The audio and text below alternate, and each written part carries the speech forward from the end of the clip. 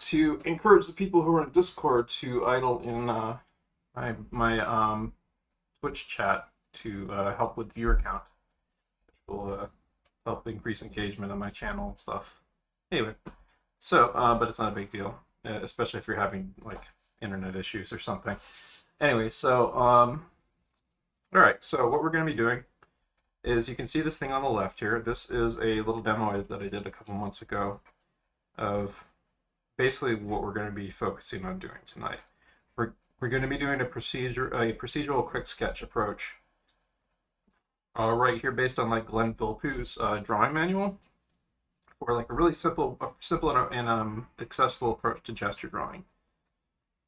Yesterday we did a proportion study using Kevin Chen's little proportion system right here.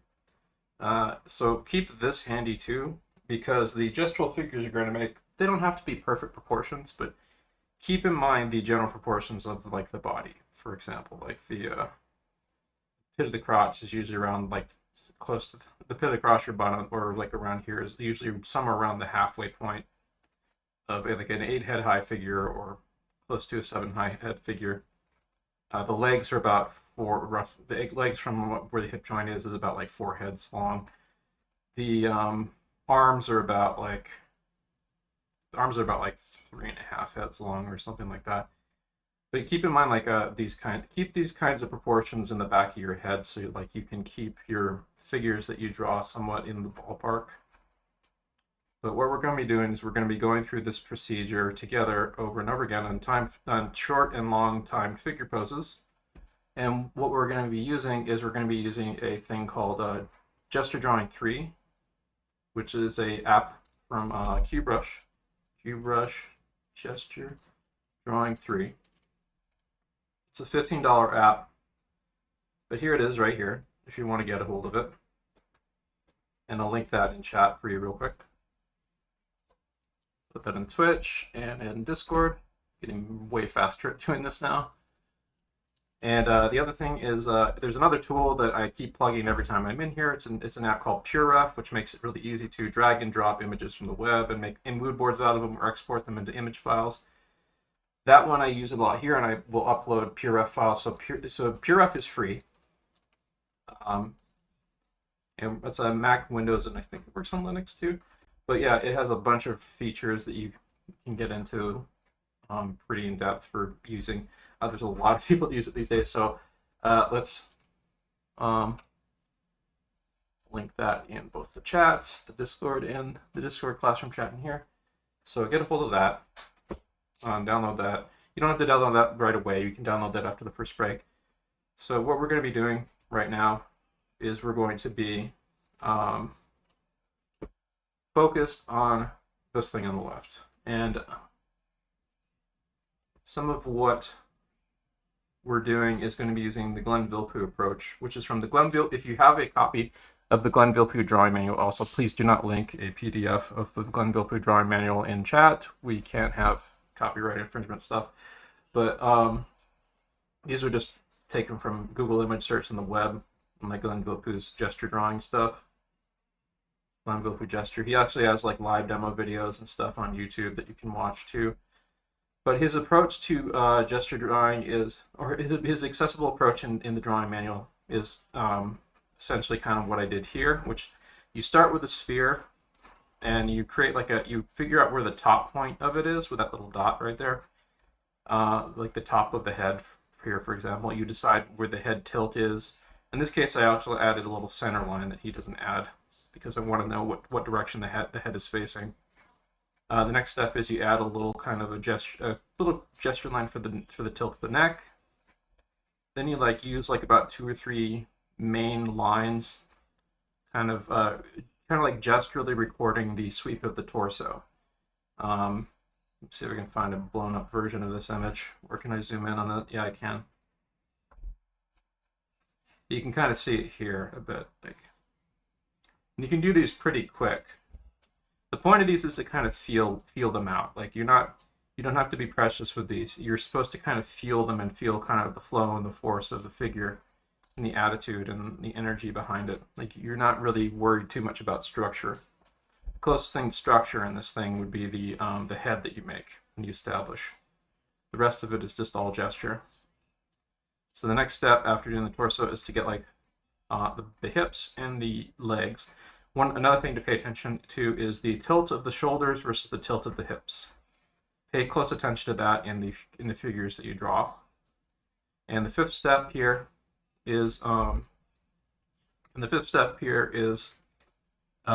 adding the arms and the hands, and also like we're going to be like doing the little indications of the hands and the feet. Like we're going to be generally avoiding anatomy and stuff. We might use some box forms and stuff because I'm trying to keep a little practice. But here's like some examples of like how Glenn uses box forms. This is not what we're going to be focusing on tonight. This is some stuff from his drawing manual showing like the next thing you would practice after doing a lot of this. He'd be making box form figures like this.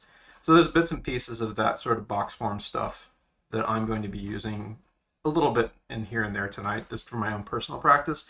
But the main thing we're going to be focused on is the Glenn Villepeu approach to figure drawing, for gesture drawing. This little gesture drawing procedure. Remember, it's a 5-step procedure, and it's something that you can keep falling back on, and you keep yourself from getting overcomplicated. Now, the reason why we want to keep from getting overcomplicated is in this handout here from Flooby Newbie, which I'm going to link in both the chats. It's the Flooby Newbie. This is not by Flooby Newbie, but this is an image from this massive page. I'm also going to link the page this is from, but it's like a lot of tips for storyboarding. This is a section on draftsmanship. So this section is about like areas to focus on practicing. You can't do everything at once when you're trying to practice and improve. You have to break it down and partition it.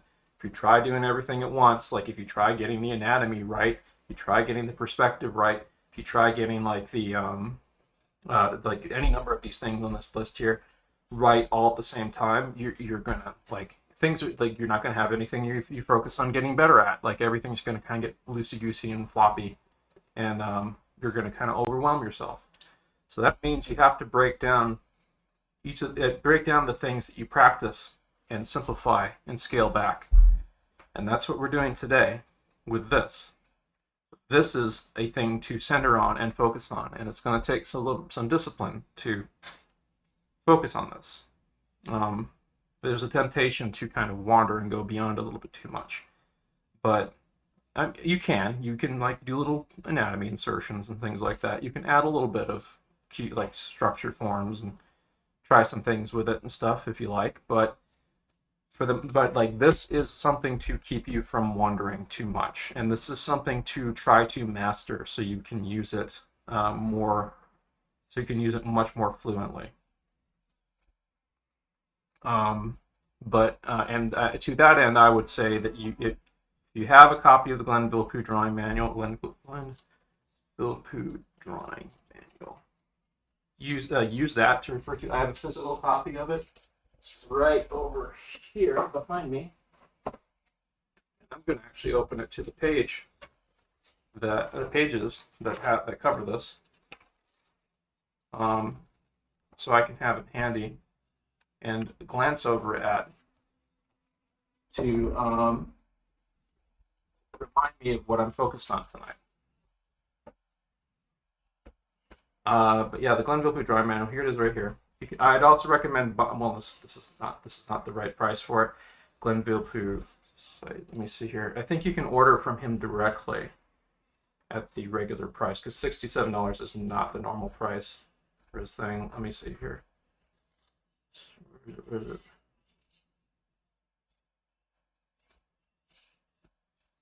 Yeah. If you know. Folks, if you know where to get the Villepeu drawing manual at the regular price, let me know. Because the one that's on Amazon is not what it's normally priced. It's usually priced like around 20 or something. Villepeu drawing. It's like one of the more affordable drawing manual books out there. Yeah. If anyone knows where to get a hold of it, because I couldn't find it on the Vilpoo site here. Please post the link in Discord chat. But I mean, it's one of the easier books to get a hold of, so I don't understand why it's not.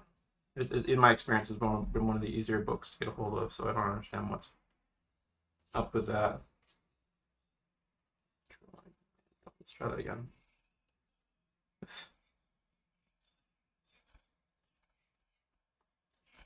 So annoying.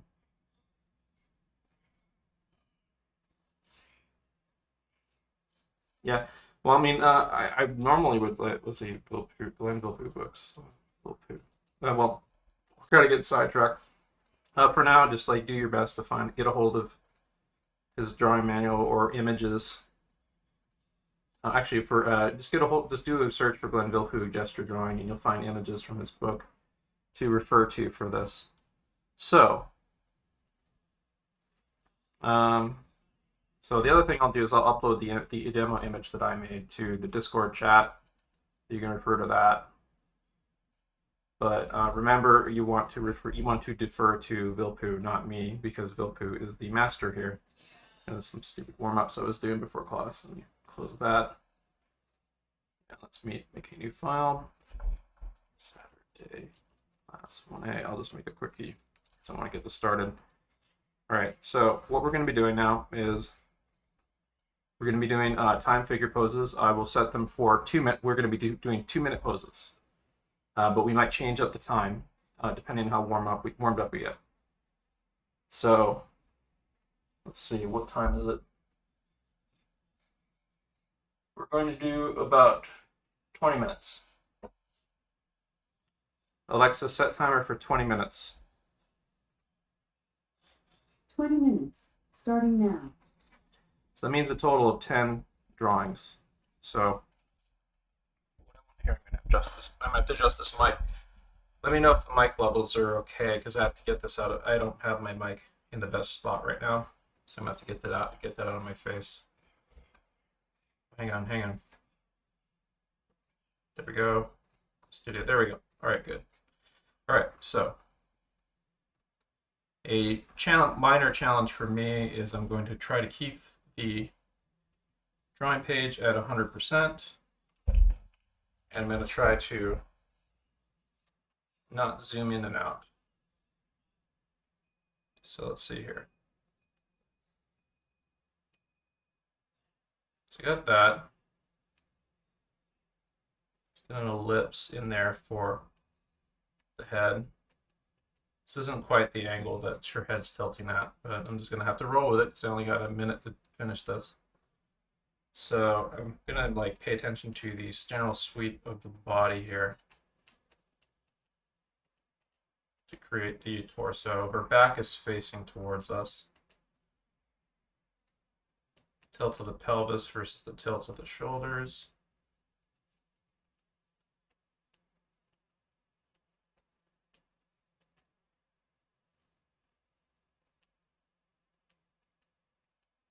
So the goal of doing this is to you want to have a really light touch when you're doing these. I am using very sketchy lines, but they're all generally kind of going in the same direction.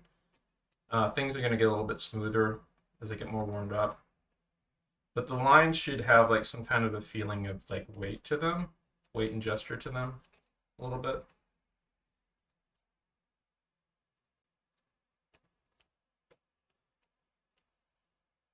As if there's some kind of a gravity acting on the pose. So this guy right here, this guy's a pretty crazy pose. Remember, you're not copying these figures. You're riffing on what you're seeing to create something that kind of captures some of the energy of what you're looking at. If you try to copy the pose, you are missing the point of doing this exercise. You want to be interpreting. Actually, you know what? I'm going to put the image up there.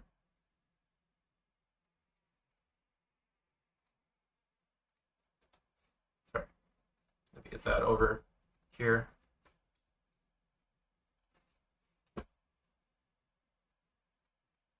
There we go.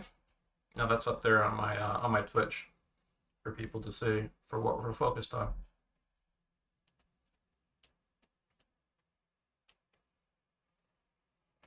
So in this case, like the active side of this guy's body is very important here. So this is a big, long feeling line, and then he's got like this inactive side that's kind of taking the weight of his body.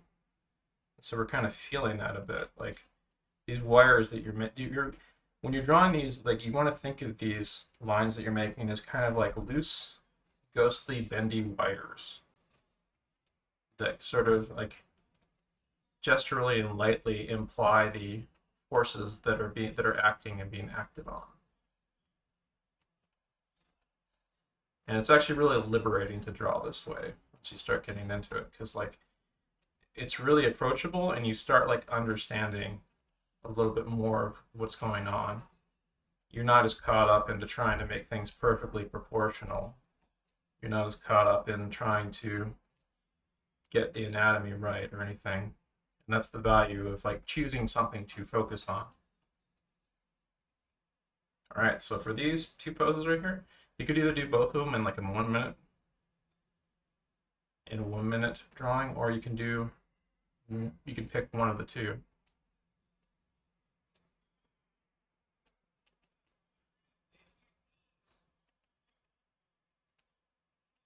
So I'm picking the top one, at least for now. I don't know if I'll have enough time to do both. Don't treat this like a race, by the way. If you're unable to finish like all the limbs on the figure, don't worry. It's better if you slow down to kind of understand what you're drawing for what little you did get, than to try to race through and get everything just for the sake of getting everything.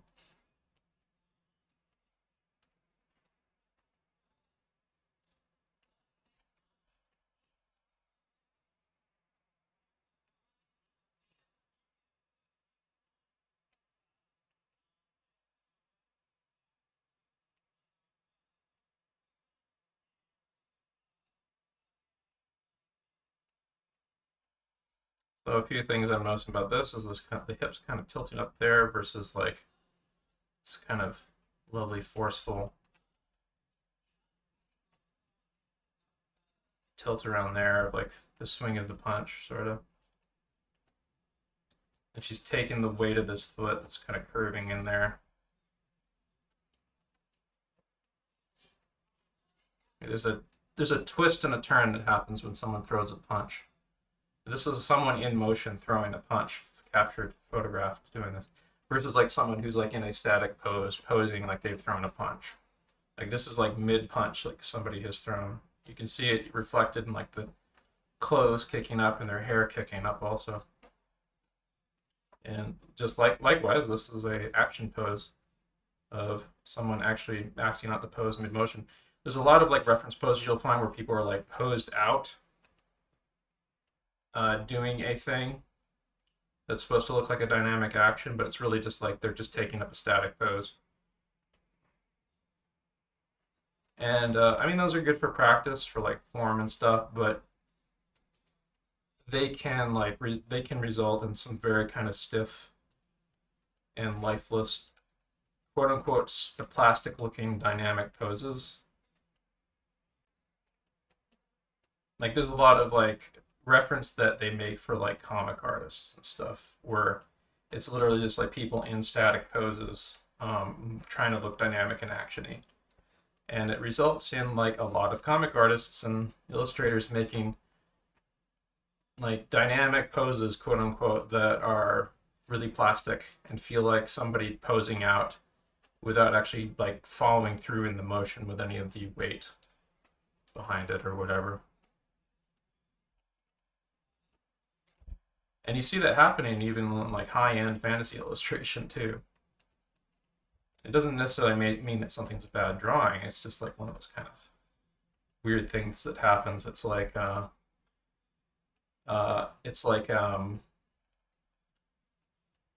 noticing the stage scenery, the seams of the stage scenery when you're watching a play, kind of effect, or seeing the strings of the marionette puppet or puppeteer, you know.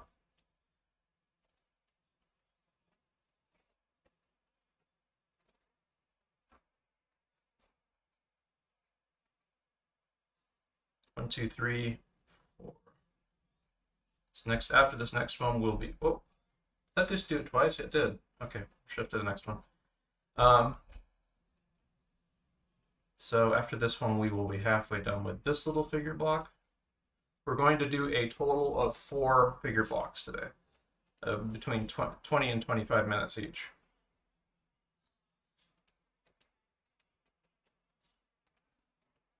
And I would encourage people to stick around for all 4 of them. In the past, I've done like 3-hour sessions.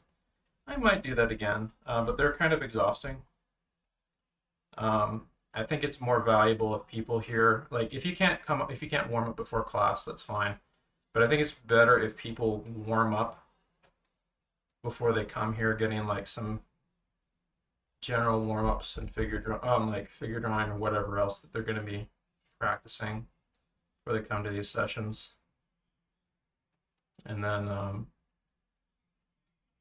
then spending 2 hours on the repetitive subject that we're doing. So you want to kind of get like the kinks out of your hand before you step in, you know.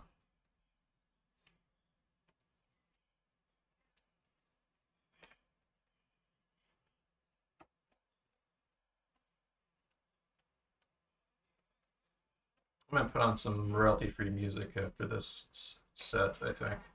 I don't think I want to take out from the momentum that we're getting on this.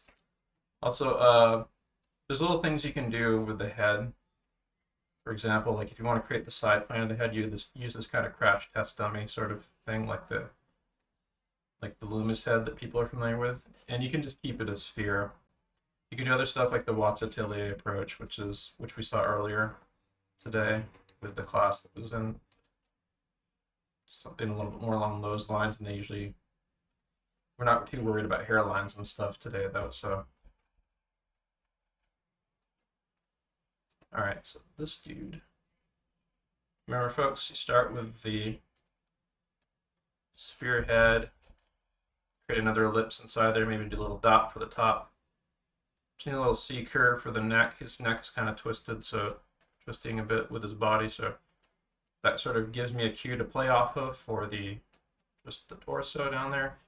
The hips are really nicely tilted there. That's a really nice, really great looking hip tilt right there. I'm tempted to do like a pelvis box there because I just like how clear that is.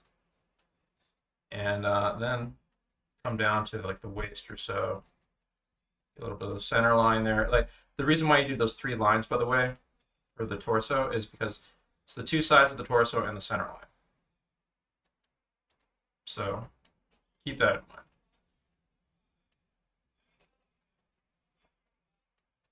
And it's okay to draw sketchy like this, like what I'm drawing right now. You can smooth up your lines later, but when you're kind of feeling stuff out, this is a very kind of animator approach. And this kind of like loose, light-handed approach is the kind of light touch you want to take when you're like roughing out your character poses for animation or storyboarding. And you can always clean them up later and stuff. Like it's better if you capture the feeling of something loosely. I think this guy could even be pushed more, like his torso could be pushed more for that way. And the hip could actually be tilted even more that way.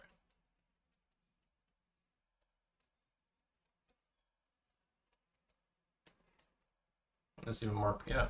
Well, anyway, so these are images of Frank Frazetta, I think, or Frank Frazetta's reference or something, I believe.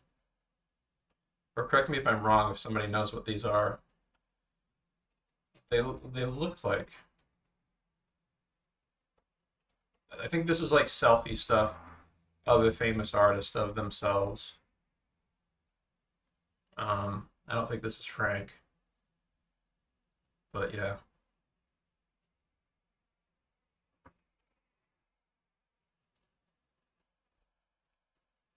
There's a lot of like, and almost anytime you see like a muscle-bound barbarian in Frank Frazetta's work, it's a selfie. This, let me actually look up real quick. Because Boris Vallejo was the other guy who does a lot of. Who was a contemporary of Frank Frazetta, who does a lot of those. Sorry, get that off screen. Boris Vallejo reference photos. So he was a bodybuilder, and he took a lot of like selfie images of him and his wife, who were both he was super athletic in their youth. Yeah, Boris Vallejo is still around, and with his wife, both of them awesome fantasy illustrators and collaborators. Let's see here, Frank Frazetta photo reference. Yeah, this is definitely not Frazetta, but I don't know. I'm not sure what it is from. But yeah, Frazetta took a lot of selfie reference of him and his wife. Anytime there's a sexy lady in Frazetta stuff, it's usually his wife. And Boris Vallejo is kind of a similar way. Like,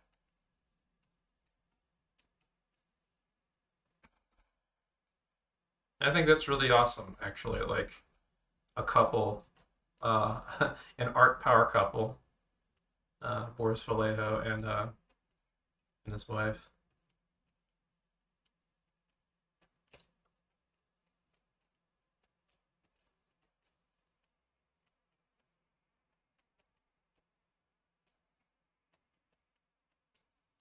Everything I've heard about them too, they has been like really good. They're like apparently like really generous and helpful people, especially to young artists.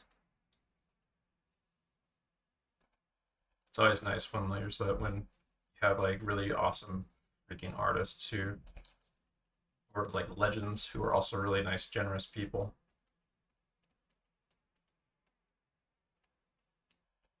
With teaching younger artists and so on.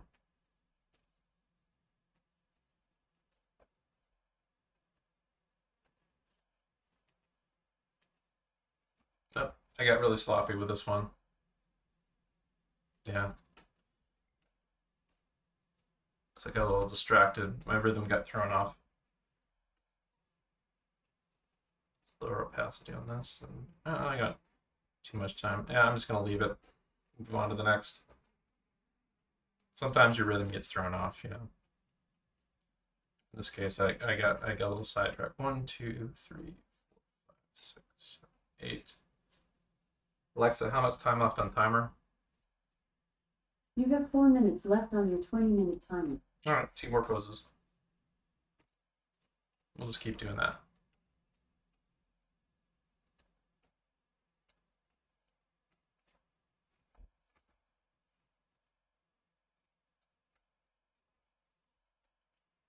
This guy's just standing around, but there is a little bit of attitude in there. He's got a bit of a slouch to him.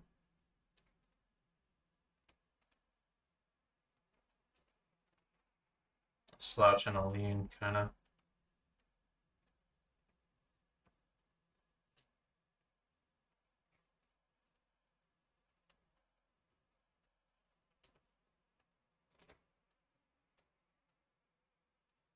Maybe slouch is the wrong word, but like it's kind of a reverse slouch where he's got his hips out a bit, sort of exaggerated by the clothes he's wearing too.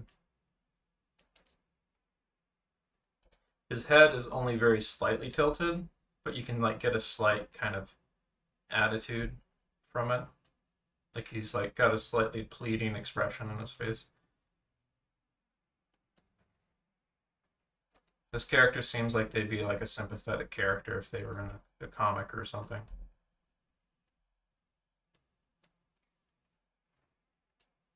Like a friend of the protagonist who's just kind of pleading with them or something like.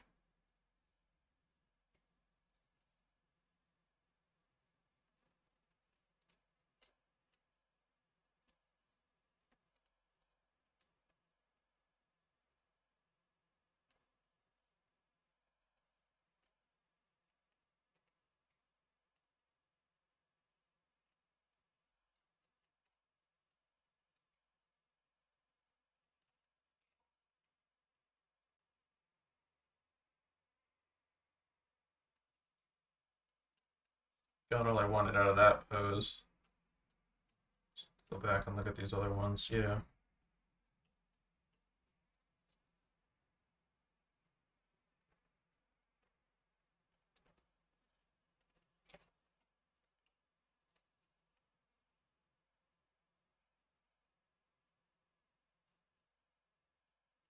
I find it kind of helps to try to exaggerate the more dynamic poses too, because otherwise, if you don't, you wind up like this, where I didn't go far enough. It's better to go a little bit further, because that lets you play with the forces more. And sometimes you kind of underestimate just how much you have to push the pose to make it feel right.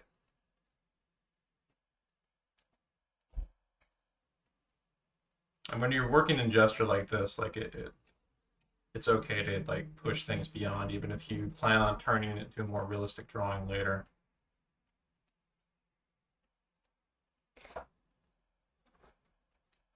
Because you can always reel it in, and then you the next step after this would be to take a gesture drawing then you do a more kind of shape oriented thing where you tie it down and kind of create shapes, create 3D shapes on top of it, or your first pass at it.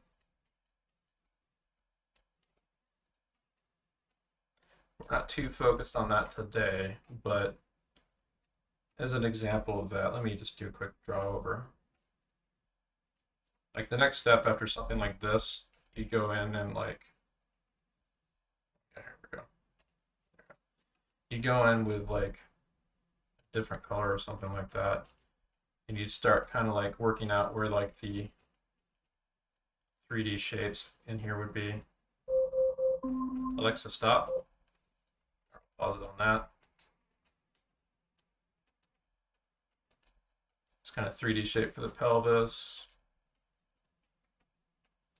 3D or egg shape for the torso, or the upper rib cage, or whatever, and so on. Start breaking down 3D shapes into the gesture that you made. Anyway, so Alexa, set timer for 5 minutes. Alexa, set timer for 5 minutes. 5 minutes, starting now. Goody. All right, so we're on a 5-minute break. I'm going to encourage people to shake their hand out. Make sure you're, by the way, when you're drawing these tonight, don't draw from your elbow or your wrist. Draw using your shoulder and your whole arm movement. Because otherwise, you're gonna have a bad time putting all that pressure on your wrist. Yeah. So now I've got a few rows of 20-minute figure drawing. And one of my many New Year's resolutions in art this year has been to, let's get rid of that, has been to be more organized with my work. So with that in mind. That's possible. So with that in mind, this little section here,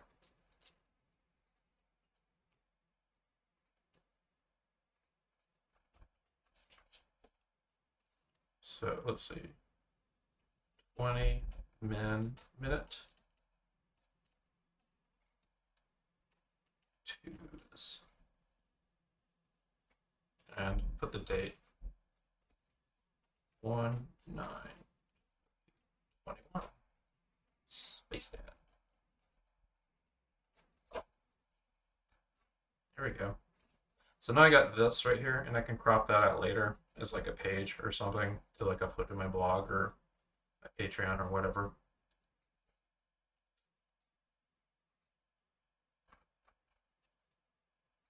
So let's see here. I'll put that folder.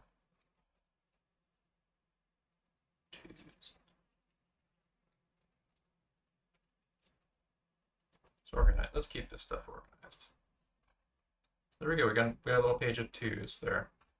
So next section, I'm going to zoom it into 100%. Myself down around here.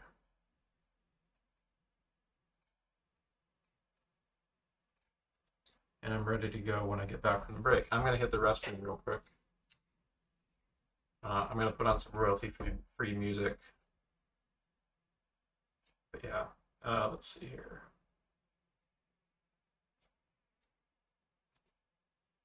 What I'm actually dealing with is like I'm going always too complex and begin directly with these gesture lines.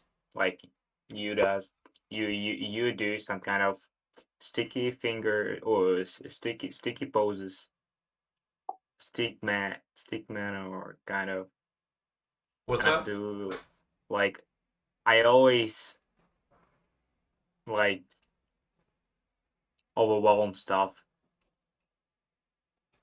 Like draw to come excuse me for my language. I always try to like I'm missing the way that you are going to or the method that you are trying to push, like drawing these gestures with the stick fingers, stick poses, excuse me for this word.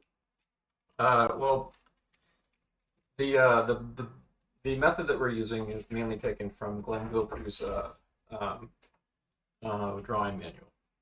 And the approach that we're taking is, well, first off, we're using our observation skills to observe what's happening with the figure. You're trying to understand. You're trying to look for the weight and the flow of the pose, and like how the pose, how the pose flows from one area to the next, and kind of like has a good feeling to it that kind of interconnects together. You can see me doing some of that on these, where I connect up like a line of action with the poses and stuff. Oops, hang on. Oh, my headphones fell on the keyboard. No, it's doing something weird. Okay, there we go. So you can see like I'm trying to feel through like the whole pose a bit. Even when you're drawing, even when you're like breaking stuff up by head, torso, and pelvis, you notice at some points I kind of interconnect them a bit. Or on some of them where it's like way more obvious that there's a whole line of action going through it, I do the line of action. But the point of this is to like bring things down to the level of just paying attention. Alexa, stop. Just paying attention to weight and action and attitude stuff. Like you want to at a glance be able to tell what the figure is doing and have a good feeling to it. Like these lines that you're making are, you want to kind of use them as a tool to understand the like physical forces uh, that are driving them. Like you want to kind of Like feel when you're drawing them, you want to start feeling what you're drawing and how and yeah, like like I've linked the screenshot of what I'm making. It's better to show one time than to try let me to. see. Yeah, the way like is this it right here that I'm putting on stream? Yeah, these are quite a bit more stiff than what we're doing tonight. These aren't necessarily the bad studies, but like you want to be doing the Glenn Vilppu method tonight so you can like vibe with a really good energetic feeling and stuff. Like you're trying to pull the core weight and action of it. So, like like your figures when you get more like kind of specific with the anatomy and the structure and stuff will have much more vitality to them when you start with like something like this. Yeah, it makes sense. Mm-hmm. Thank you. Yeah, and over time, like we're gonna also like integrate like there's ways to integrate the gesture directly in the structure. And Vilpu actually goes over that too with like the cube. That was what some of the cube stuff was. So anyway, I'm gonna have to go a little overtime on the break because I need to hit the restroom real quick. But I'll put on some royalty-free music. Royalty. Let's see here. Well, that's the royalty-free Christmas music. Royalty-free synth.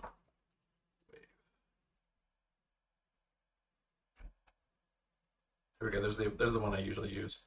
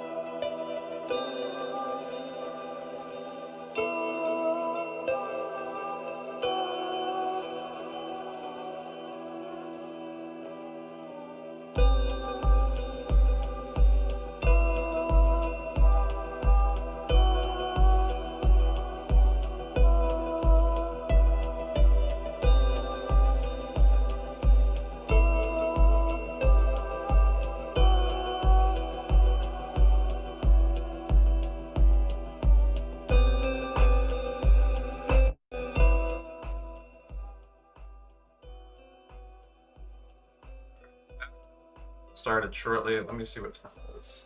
Okay. All right. So we'll start a new set.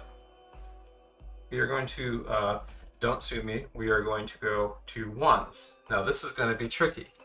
You're gonna have to make snap decisions really quick. Actually, no. Let's do another set of twos. We'll try ones after this set of twos. Ones are going to be a lot tougher.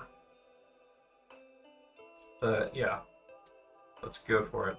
So it's going to be another set of. Let's make this one 24 minutes. So we'll get 2 extra poses this time. Alexa, set timer for 24 minutes. 24 minutes, starting now. There we go. So we got another set of twos to do. Yeah, actually, here.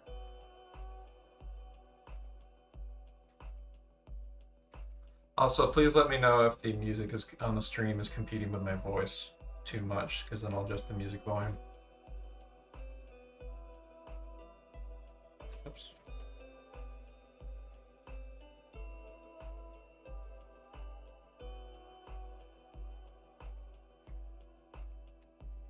But remember, it's the Vilpu approach that we're taking. You want to draw very light with these. Like you want to be light on your hand, and have a light touch when you're drawing these.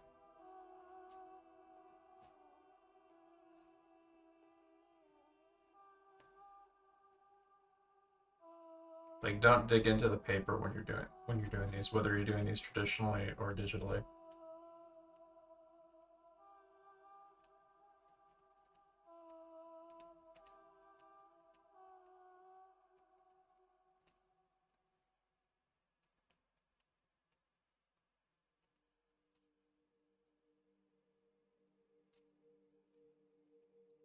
Trying a little bit large here, so I'm going to have to zoom out slightly.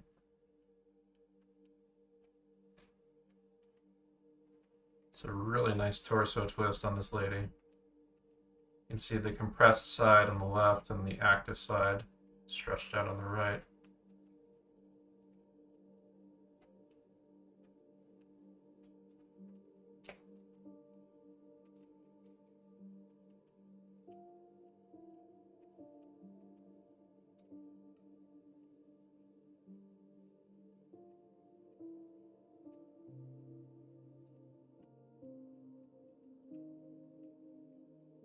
So this one is what you would call a vignette, in that we don't get a full figure on this one. So, but a vignette lets you concentrate on some areas of the body that you wouldn't normally concentrate on when you have like our unlimited time for like doing a full figure. So in this case, I'm going to spend a little extra time to get that head tilt a little bit more in the ballpark. And maybe see how I can push the exaggeration of the pose a little bit. Like her shoulders and stuff.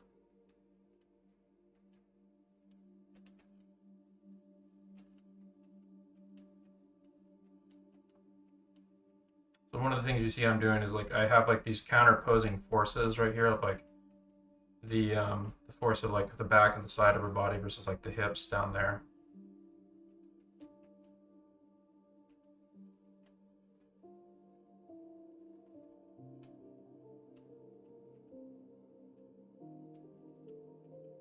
And I'm feeling out like the gesture, like the general feeling of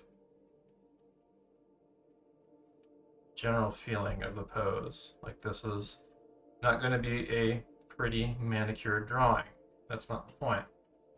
The point is to observe the underlying forces that are creating the attitude and posture of the pose.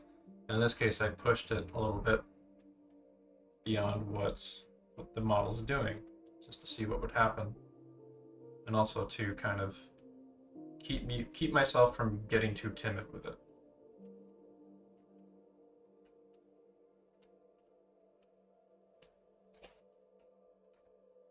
Move on to the next pose. 10 more poses to go, folks. Oh, we did this one. Skip that one.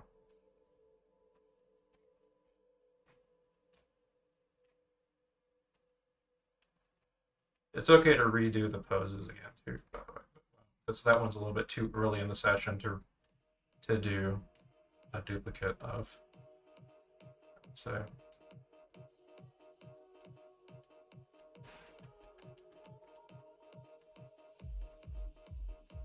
remember, you're not going to be trying to get everything accurate. This is a really lovely anatomical reference piece here, but we are not focused on anatomy right now. We're focused on the general feeling of the figure pose.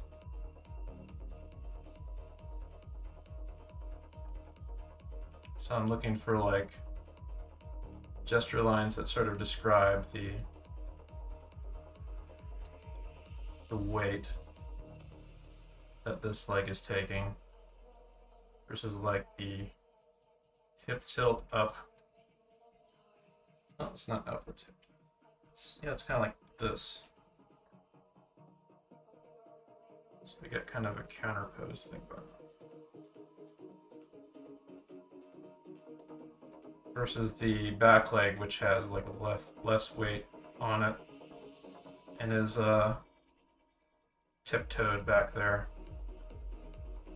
and the body's like leaning over that way, which I could, if we're gonna redo this, I could push even more, but since I don't have enough time to really get everything I want, to do the best I can with the time I have. That's the point of doing these poses, by the way. You get like a quick burst of you get a quick burst to try a crack at something and try to see what observation you can pull from it. And you won't get everything, but bit by bit you'll get better at sharpening your observation skills and your ability to translate and interpret. That's the point of doing this.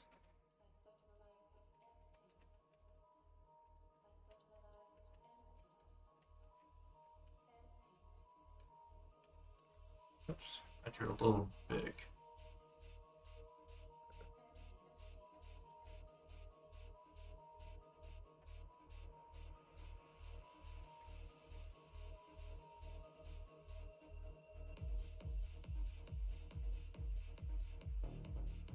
Got like that bottom sole of his foot there.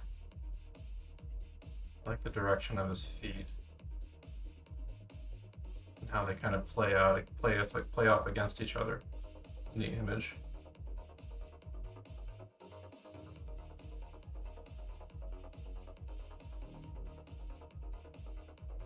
I think he's actually got his hand like right there. He's got his hand on his hip. We can't really see it from this angle.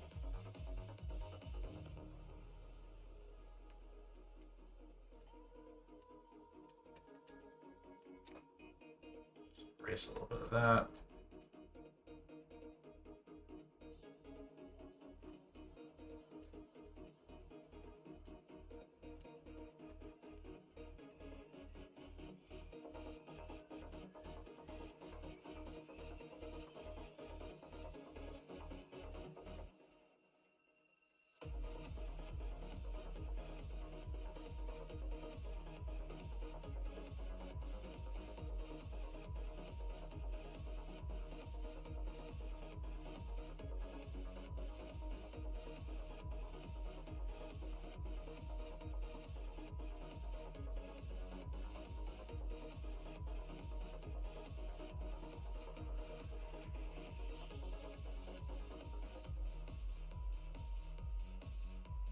This one I can be a little bit maybe more precise on.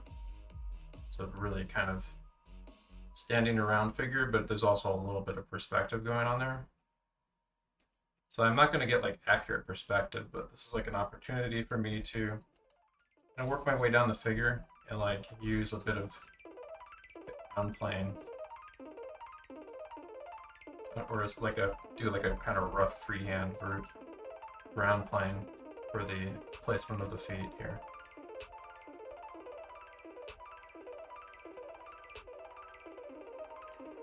And then I can correlate that up here to the tilt of the hips. FYI, the way that Glenn Villepeu has you draw figures, this is not unlike the way that you draw figures, or one of the ways you can draw rough figures for when you're animating, or storyboarding for that matter. Like there's a Tonico Pantoja actually has a really fantastic video on, or several videos on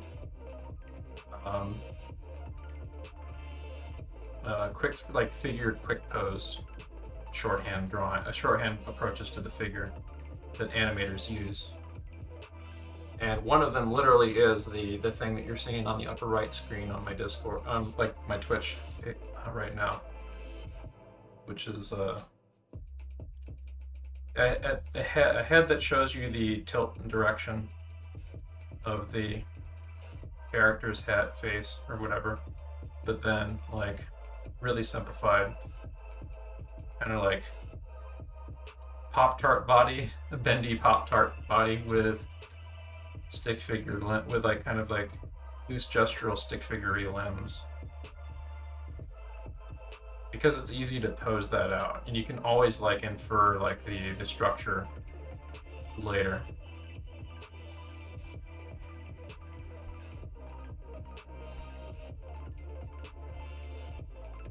And that, no, let's get this skateboarder in here. So get this guy. Face tilt there, C-curve neck. Kitty's being annoying again. Yeah, no kidding. Not happening. Sorry, cat.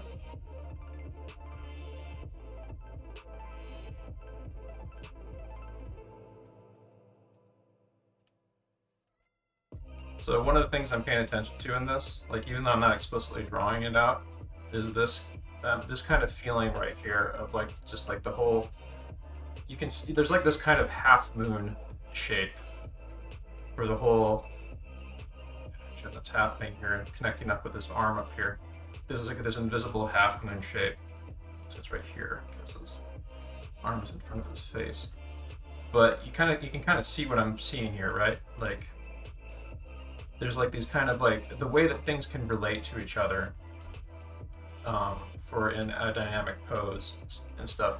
There's like these kind of invisible guidelines and stuff that are sort of playing the rhythms against each other and tying the pose together.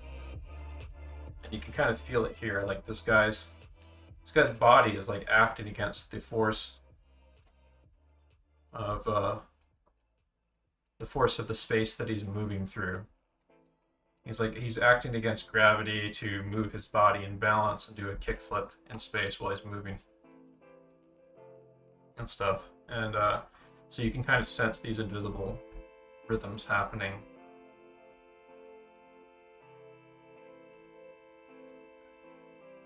Shut up, cat. Jesus Christ.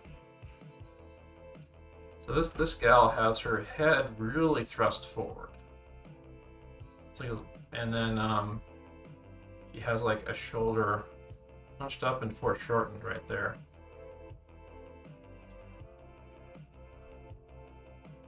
And there's the big rhythm I'm talking about going through the whole body here. It's got this really wide stance here. Legs are really spaced apart there. You can actually use her clothing as kind of like that. And shut up, cat. Jeez.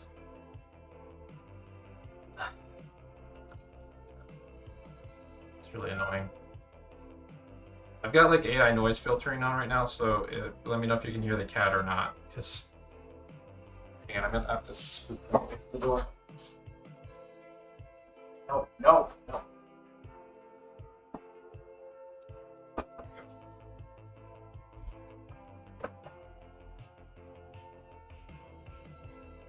It's one of those cat things where they want to be where they're not allowed, you know? Like, I don't want them in the computer room because I don't want cat hair on the, in the system.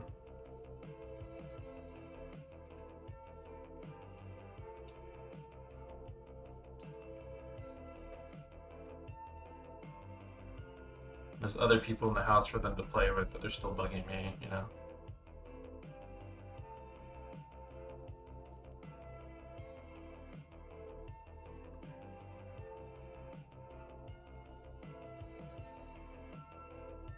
So this is a pretty wild pose. We'll use this as an opportunity to show a little bit more what I'm talking about. We just like do a little ellipse thing, stuff. Then we start with the C curve for the neck. Then we just like use those 3 lines for the torso to kind of peel back in 3D space a little bit. Whole body going down the gesture to the legs. Create this kind of like right angle thing for the bend of the knee there. But everything's playing against itself for this kind of lovely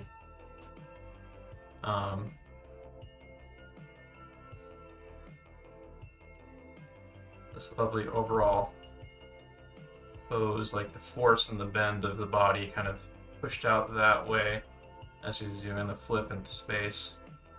Adjust the head a little bit. Shoulders.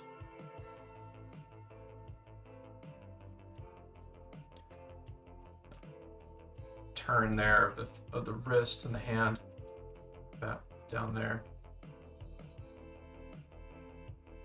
A little bit of the indication of the hand and the thumb, I think.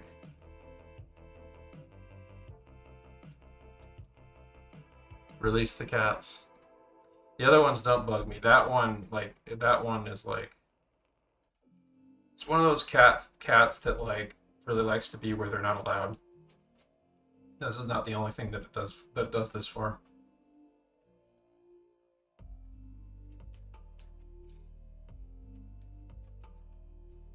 The other cats don't bug me.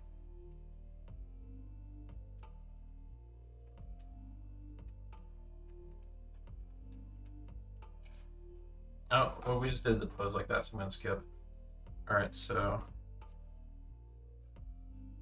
looks like 1, 2, 3, 4, 5, 6, 7, 8. Yeah. Alexa, how much time left on timer? You have 7 minutes and 20 seconds left on your 24-minute timer. Lovely. So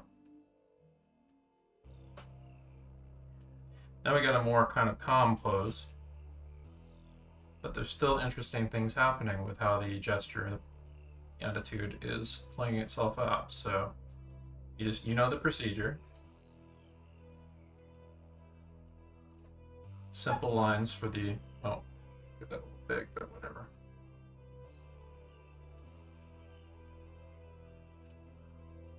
Those 3 kind of gestural lines for the torso, going down to create the hip tilt and the hip tilt versus the shoulder tilt, and the legs and a little bit of an indication of the feet.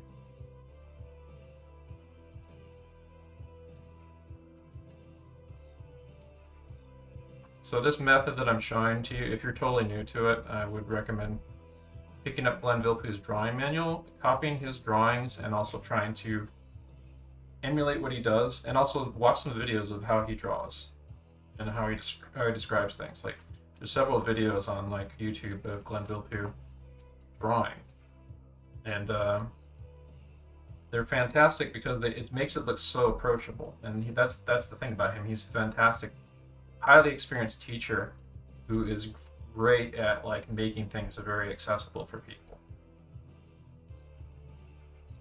He used to teach at Cal Arts back in the days of where he taught like the Silver Age Disney artists from the 90s and stuff.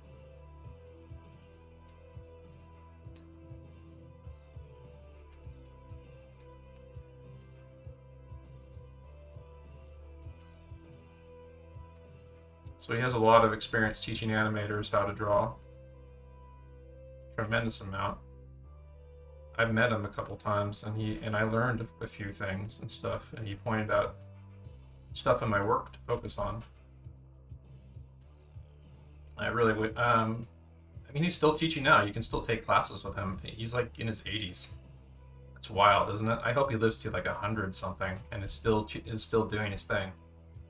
I mean, that would be like, imagine having a long life doing something that you really love and teaching so many younger people who take what you've done to do amazing stuff.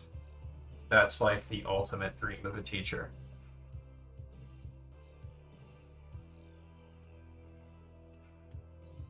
Like, there's no question that I would say someone like Vilpu has lived a very full, meaningful life.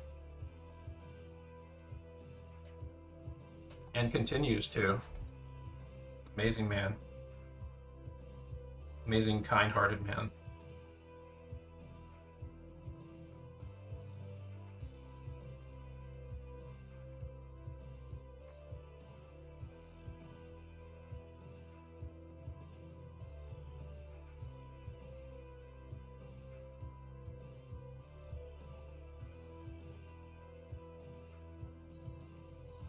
See what else I could pull into this.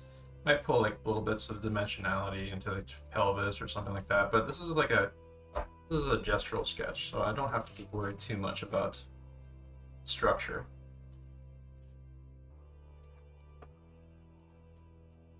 This is fun. There's a lot of Nike ads that I found that have like really fun posings, not just for athletes, but like model poses modeling the clothes, like this guy. Like, I always love models, like fashion model poses that have really good energy to them. There's like the ones that are very JoJo-ish, and then there's ones like this that this seems like a dude you could probably just approach and talk to, which is kind of the point of the ad. These are supposed to look like this guy looks like he might be your friend who bought a bunch of Nike fashion.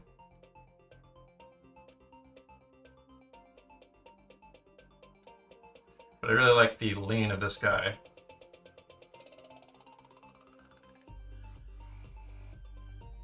He looks kind of like pleased to see you. Like, he's like, hey, what's up? He's just chilling. Just wait for you to hang out.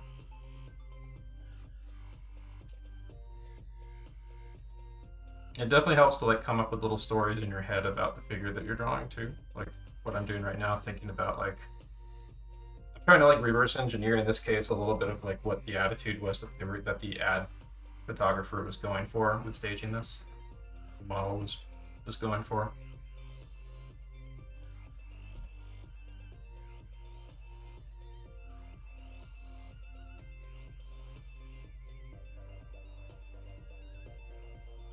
Yeah, these have good. See, if you notice when I zoom out, like these have good feeling to them. Like these are like not that far away from like you could like throw a character design on top of them and they work just fine.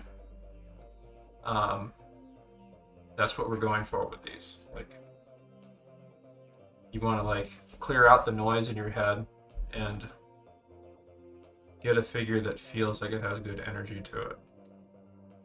And mind you, like this is something that this is a tool that if you are new to this, keep doing this.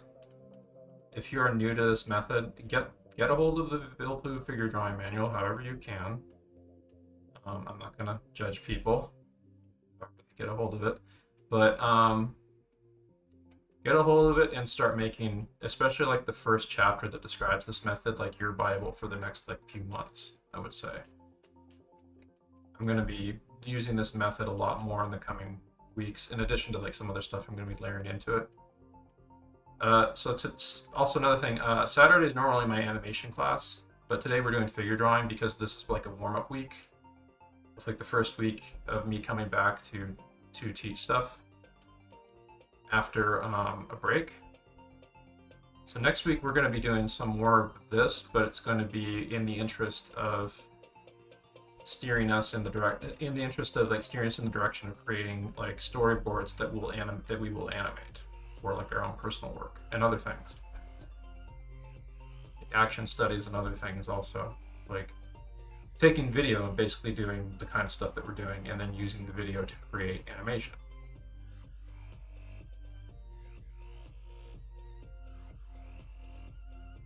Live action reference is going to be a big thing on these Saturday classes. Alexa, stop. Cool. I think that's that for that 25-minute session of twos. So, yeah. So, I'm going to sign my work. So,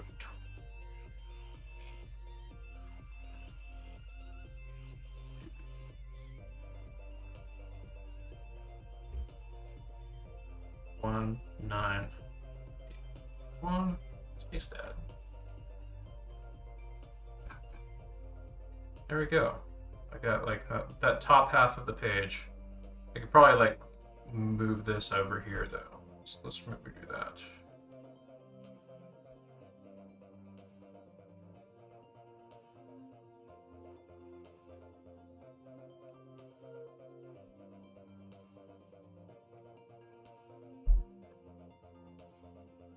Yeah, that works. There we go. Now I got like a page here or something.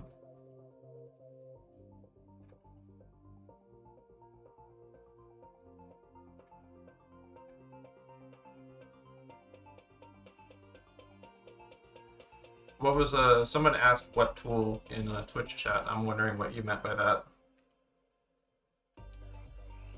Anyway, so the next session, let's do ones. That's gonna be brutal. It's gonna be slightly brutal, but it should be interesting. If we might like slow it down to twos midway through, but we'll see.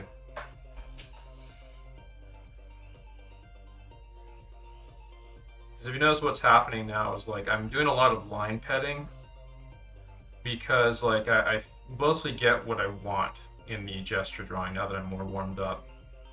But then I like don't really know where to go from there because I'm focused on gesture drawing. So that's usually a good sign that you want to like move to ones. If you're focused on trying to get gesture drawing right. If you want to take things to the next step for like more structure drawing, you do longer poses, which we're not going to do right now. We're going to be doing more short poses. So let's start that now. Pause.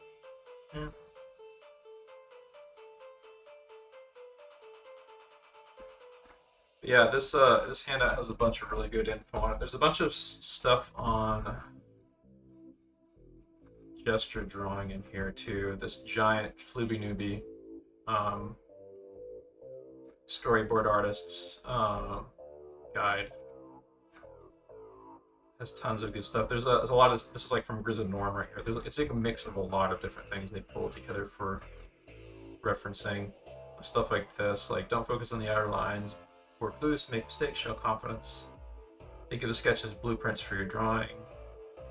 Your first attempt is never the last. Like and keep pushing stuff. Yeah, I can share a link on Discord here. This is the whole thing, but it's pretty easy to find. Like Flooby Newbie Storyboard or whatever.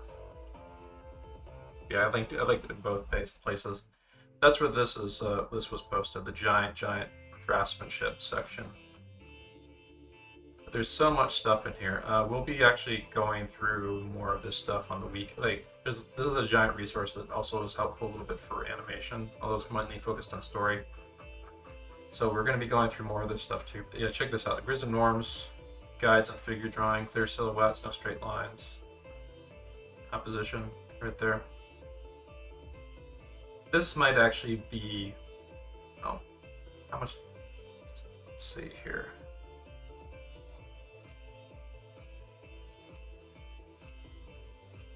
Alexa, set timer for 3 minutes.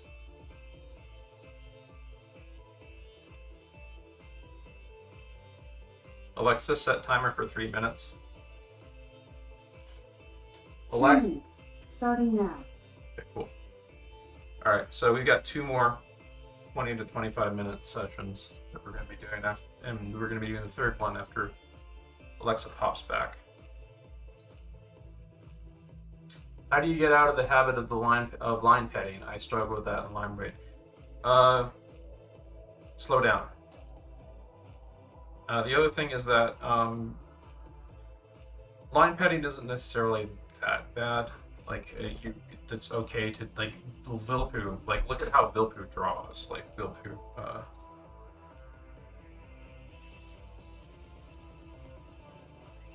Like he actually says you shouldn't be afraid to kind of draw loose and sketchy like this. As long as you're kind of moving in the same direction, like turning over the form and working out the form and describing the form and stuff. Like,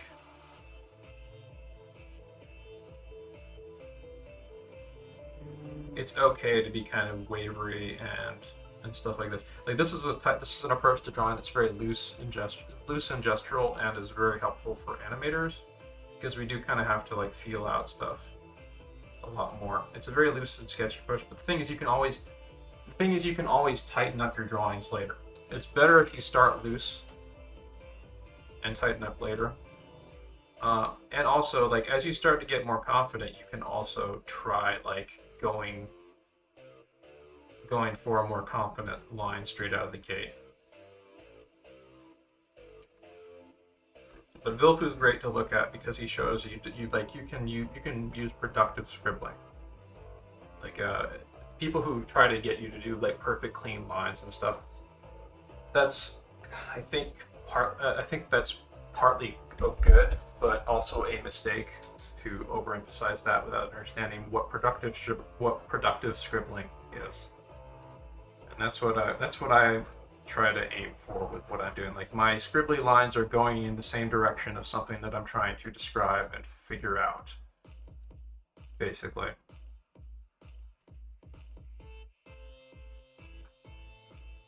And you can start using like fewer and fewer lines as you get more confident and stuff, and so on.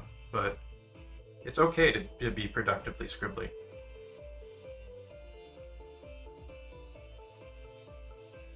Like we don't start off as perfect draftsmen either.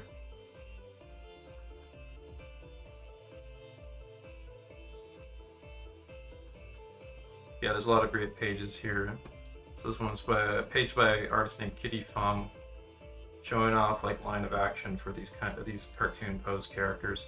Some of these were probably referenced from like from real world stuff, but then they created their own cartoon poses that are way more exaggerated than what the photo pose would be.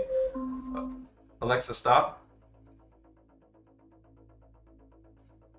And I don't know if we'll get too much into this today. I wanted to get more into this, but this is kind of a severe gear shift compared to what we're doing right now. So if we do get into this, it'll be next week. Composition.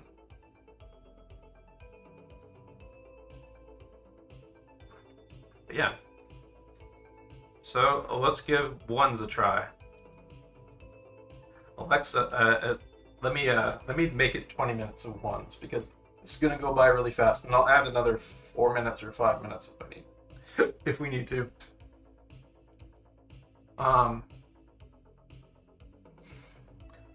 Alexa, set timer for 20 minutes. 20 minutes, starting now. Alrighty. So, now we get started at ones.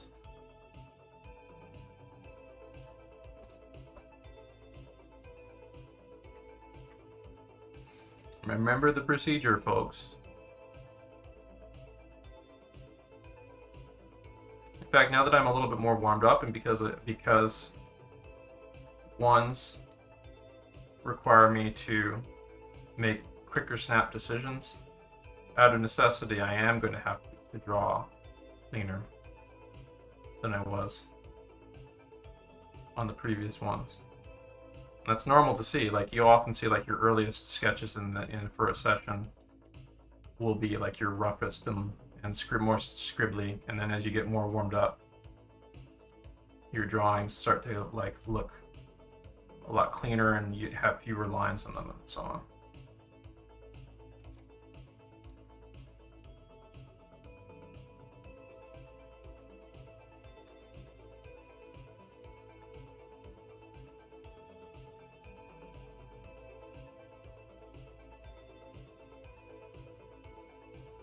So for this one can get a little confusing, but it looks like her head is pushed over that way with her neck craned over that way a bit. And her shoulders are kind of doing a little tilt thing there.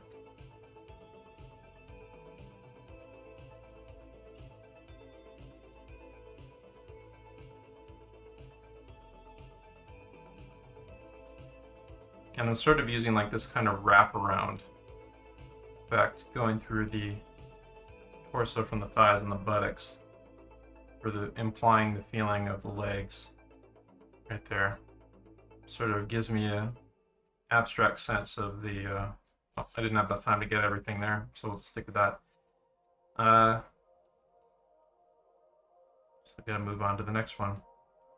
But you want to be using like these kind of abstract lines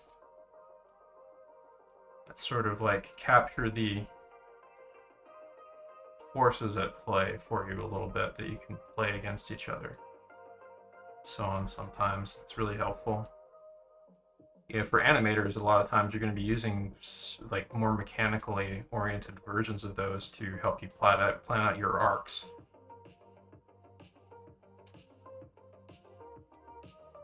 Like the arcs of articulation and other things that things travel by. So this guy, I kind of messed up the torso a bit. I'm gonna see if I can fix that. Probably not enough time. But there was like a lovely torso twist that I wasn't able to get there. This guy has a great torso twist. I've drawn him before. So let's see if I can push him more, actually.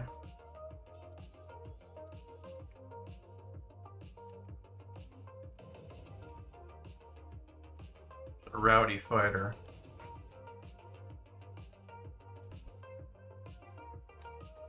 Side plane of the head a bit.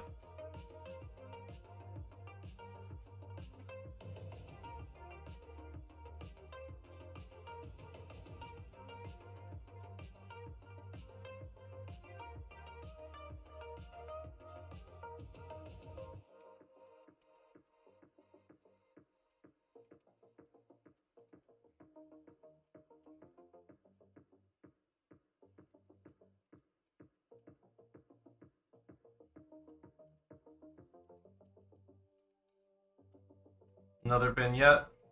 Another torso vignette. He's got a nice sweep to his body here. So I'm drawing quite a bit larger than I probably should right now. You kind of want to, on shorter poses, draw a little smaller, not too small, so you get cramped up, but helps you get more control overall in the limited time that you have.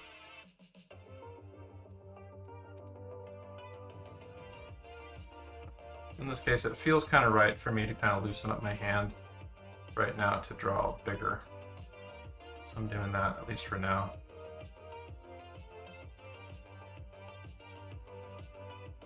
And a lot of the reason why we do these sessions is to build up our hand and arm dexterity too, so trying to use that as like a way to kind of take out the art kinks in my arm.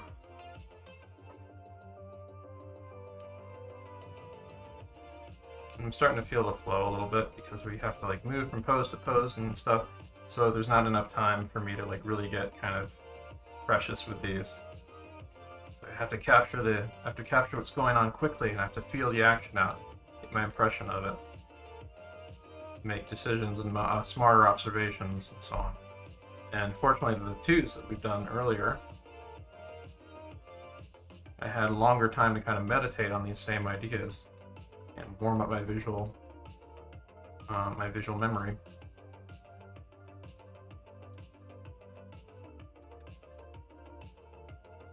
I love that hand gesture there that she's got. The fingers curling over, the one up like that, thumb out like that. It's neat. It's a nice hand pose. Alright, so next pose. I've seen that lady before, let's skip. There we go. Here's a dude that's like, it's inactive, but wow, like, there's a lot you can do with this. You could turn this guy into like a, you could probably turn this guy into like a creature or something. Like a fantasy character for sure. Be sci-fi or medieval fantasy.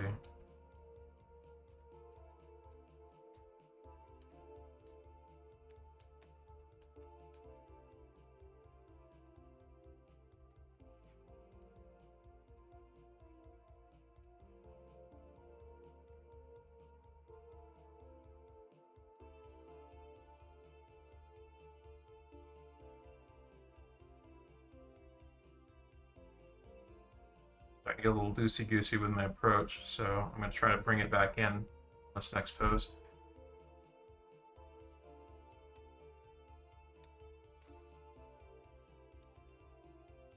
There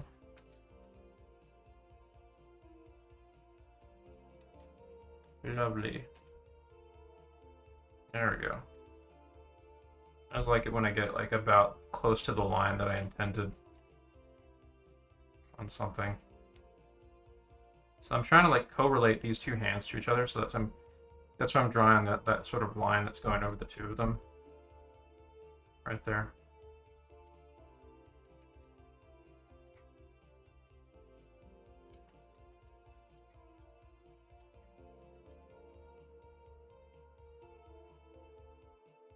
Same thing here, I'm kind of correlating the placement of the feet to each other.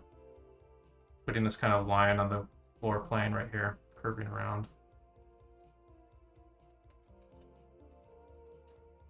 This guy again, we'll skip him.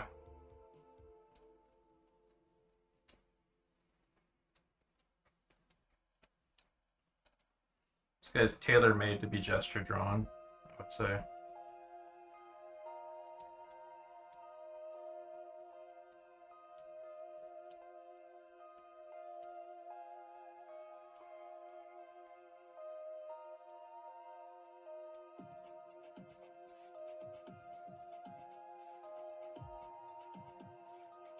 He and the photographer, when they like saw this particular pose that they picked for like whatever ad campaign or like I think this is like a stock image or something, like they were like, dude, that's dope, or something. This is a really nice pose.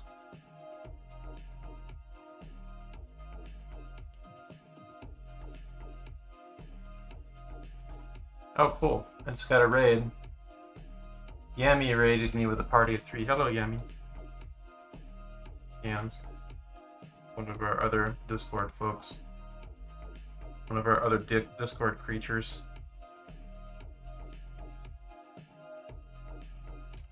The same guy that we've seen before.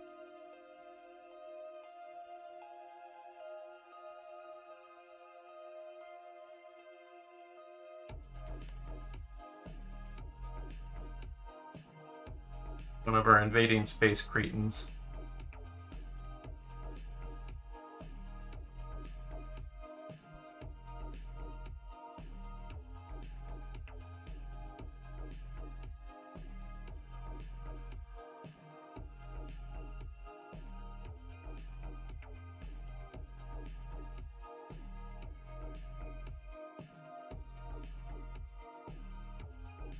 Five, 4, 3, 2, 1.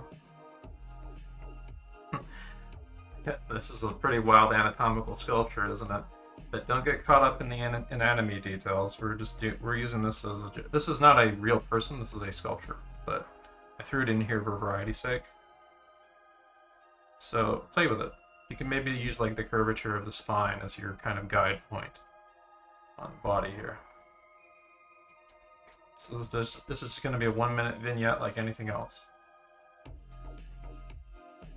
Correlating the knees to each other right here.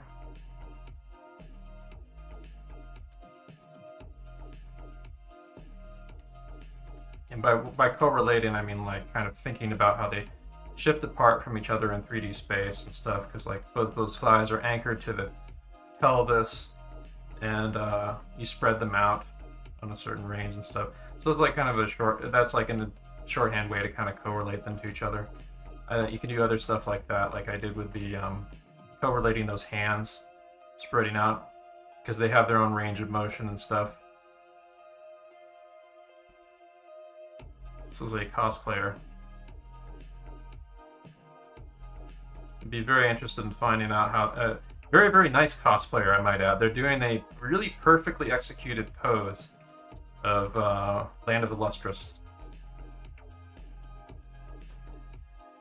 which is a fantastic... I strongly recommend reading the manga for Land of the Lustrous. It has fantastic art in it, and amazing poses in it too, by the way. And the anime is fantastic too. fantastic. The anime is like an example of like CG anime done right. It's really, really good. It's by the anime is actually by the same production company that's making Beastars right now, by the way. But yeah, and it has a great story too. Like it's like really amazing kind of sci-fi fantasy future story that like really surprised me.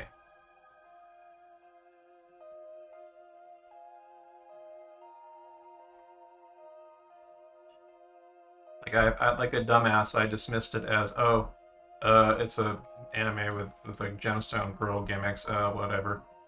No, it hits as home as like any of the best fantasy novels out there, I would say, in terms of what it's straight up good, really good, well written fantasy, and well executed art wise. I'm starting to go on autopilot a little bit with these, so I want to start thinking about what I'm doing a little more. Let's reel it back in a bit with globe head, top of the head direction. In this case, you can actually see the top of this guy's head with with his hat.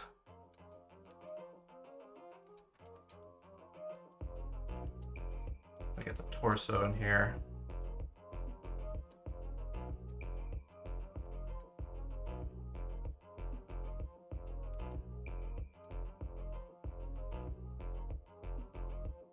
But as you start like doing more of these, you'll start to develop a sense of rhythm for how like poses work and how you can correlate different things to each other and have the rhythms play off each other in poses. You start feeling the forces at play that you're trying to draw in these poses. And that's the point of doing these. Like, you want to kind of like sharpen your observation skills. We'll skip this one. This one's a little bit too contained. Here's a good one.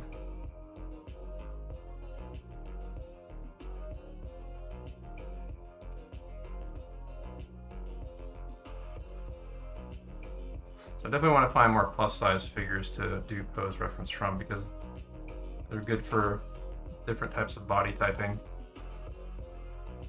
and understanding. What's that? Should I volunteer as tribute?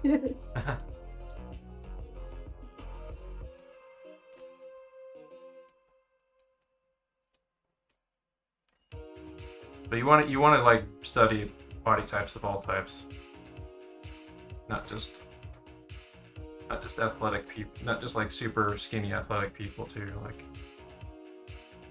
if you're gonna be, if you're gonna, unless you're like your career is literally you just draw nothing but pretty girls, pretty skinny girls and stuff, then you're generally gonna want to. What is this? Is that a 3D model? Yeah, that's a 3D model. Just skip that. I mean, it's a nice pose, but I'm not too keen on it.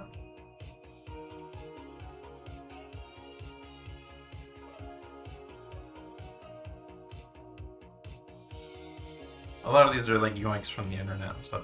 I had to reconstruct a figure drawing mix because like my previous like collections kind of got corrupted, and I forgot to back them up. Oh well.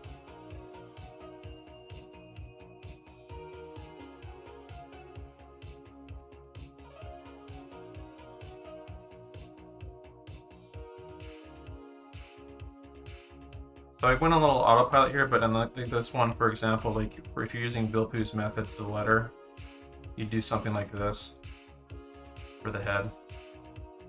Sphere with the top point right there.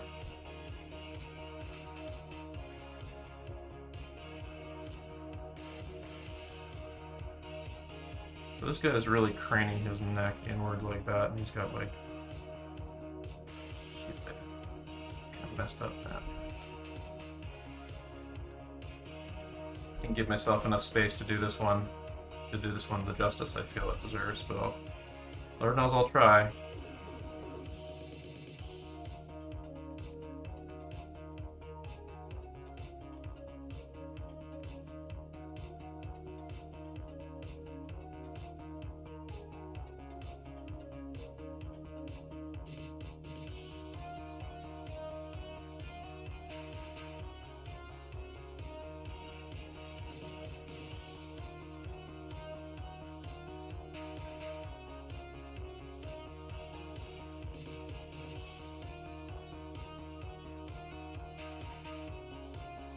skip this one. It's a vignette. Alexa, how much time left on timer? You have 2 minutes and 20 seconds left on your 20-minute timer. I think we can push it about another 5 minutes, I would say. Alexa, add 5 minutes to timer. 5 minutes added. You now have about 7 minutes and 10 seconds left. So 7 minutes roughly. So 7 more poses.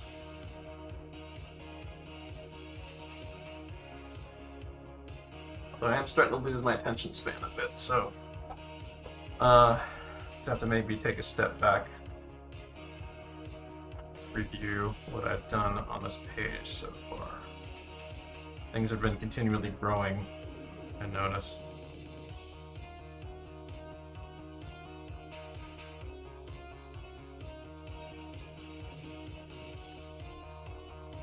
That one. There we go. Alright, so I'll shake my hand out and my arm out to make sure that I loosen up a bit. And remember, light touch.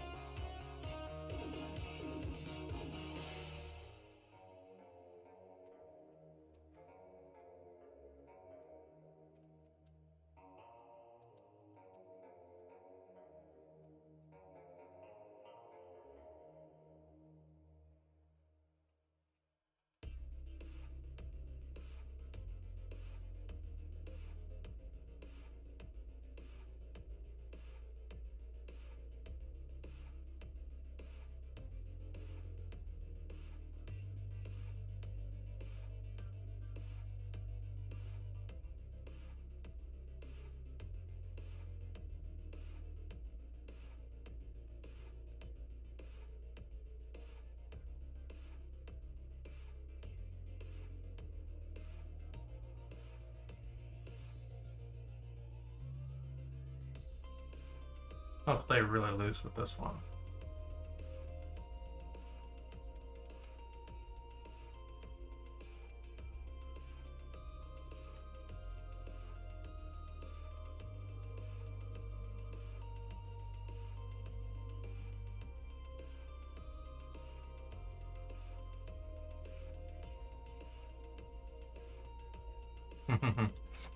You know what I'm thinking of doing? Having us do 10-second poses. You'd have to like basically be drawing Japanese cuneiforms for those, which is a technique I've shown off in here before.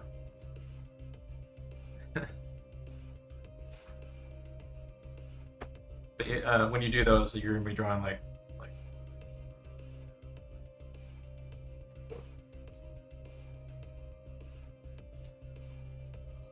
something like that. It's like your figure or whatever. Let's skip this lady. Alright, so I'm going to be trying to skip poses that we've done before, so if you see one, I'm probably going to be skipping it. But I'll try to keep things up.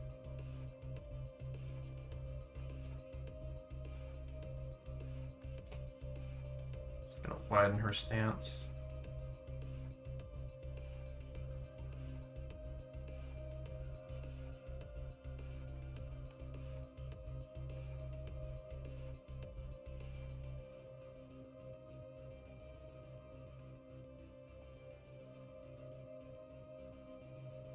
So this becomes like kind of a shorthand way to make observations about the pose. Like one of like if you're doing like your first impressions pass for something that you're going to use for reference for like some other work you're doing. In this case, like making a note here about like how the feeling of the arm kind of there's rhythm carrying through the body from coming up from the legs and the wide stance here where she's pointing her arms.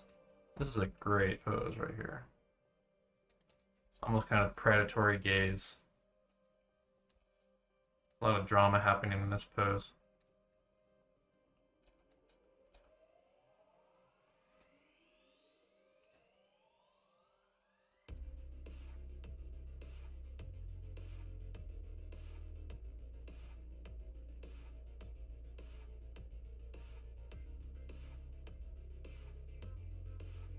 course, her body is like her like torso is severely foreshortened.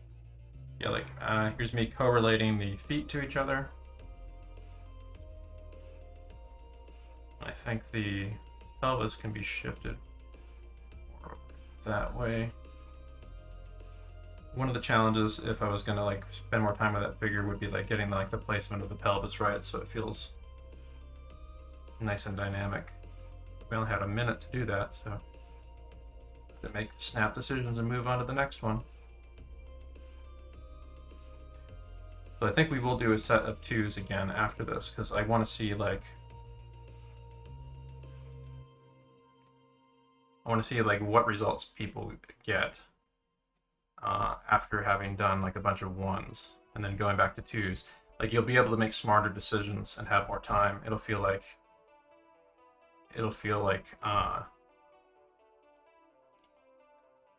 easy mode for the easy mode 1s again, where you still have to make like you get the energy of like making the smart snap decisions and the quick observations you have to make on the 1s, but now you have the ability to slow down and think more.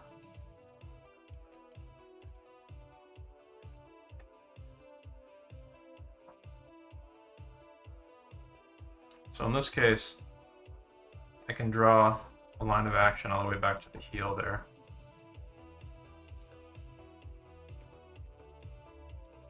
She's pushing and exerting force, not a huge amount of force, but I'm going to exaggerate a bit, against that wall. Her shoulders kind of up here, or her shoulders down a bit, her head's leaning in. She's leaning her body weight against that surface over there.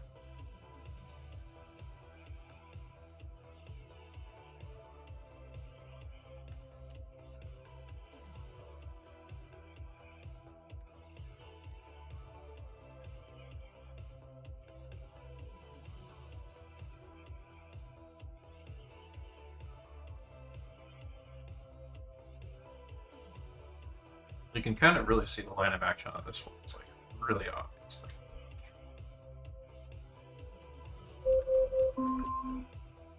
This will be the last pose. Alexa, stop.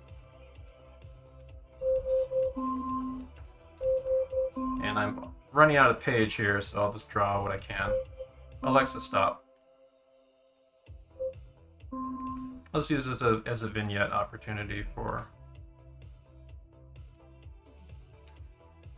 counterposing the shoulders and the hips. So I do not have enough page space for the rest of that. Anyway, yeah. So that is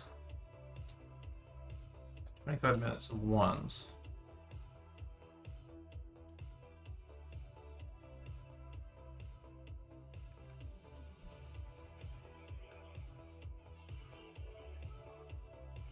Pause it.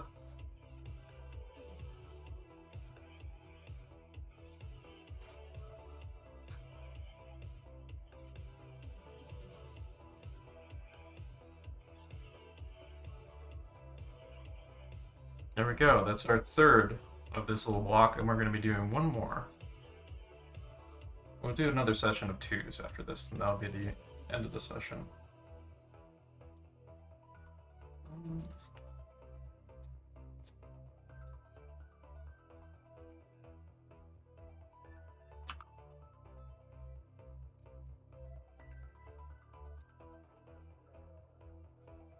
So I'll take a look at people's work in the chat.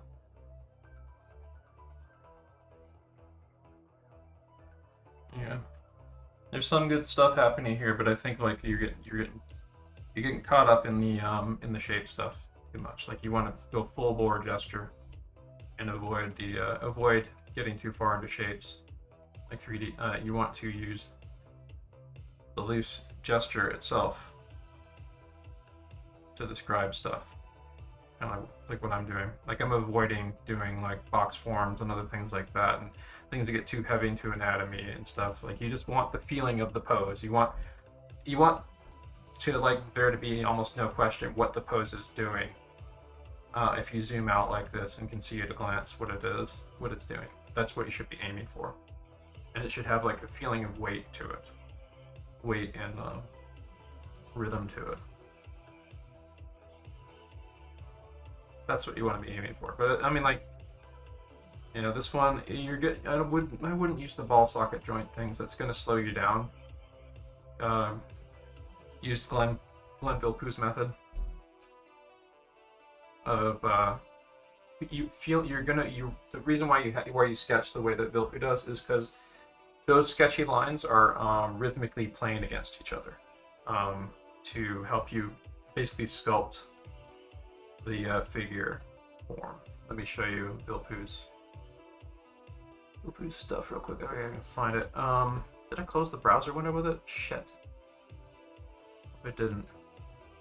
Yeah, I think I did. Shit. Yeah, Villepeu and Villepeu gesture drawing.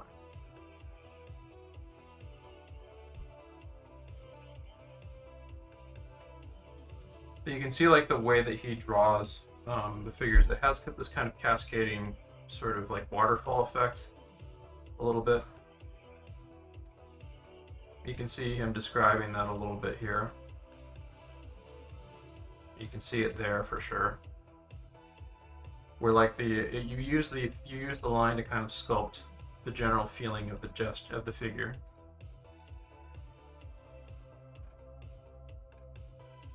And it becomes like a kind of, it's like action sculpting almost. You're using like these wires to imply the feeling of a pose without drawing out like the specific shapes of the limbs and stuff. Like the underlying feeling of what the pose is doing is what you're aiming for with these.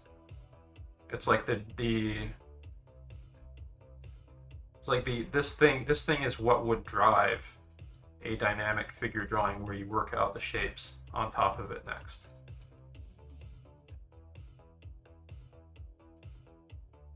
So let's see here.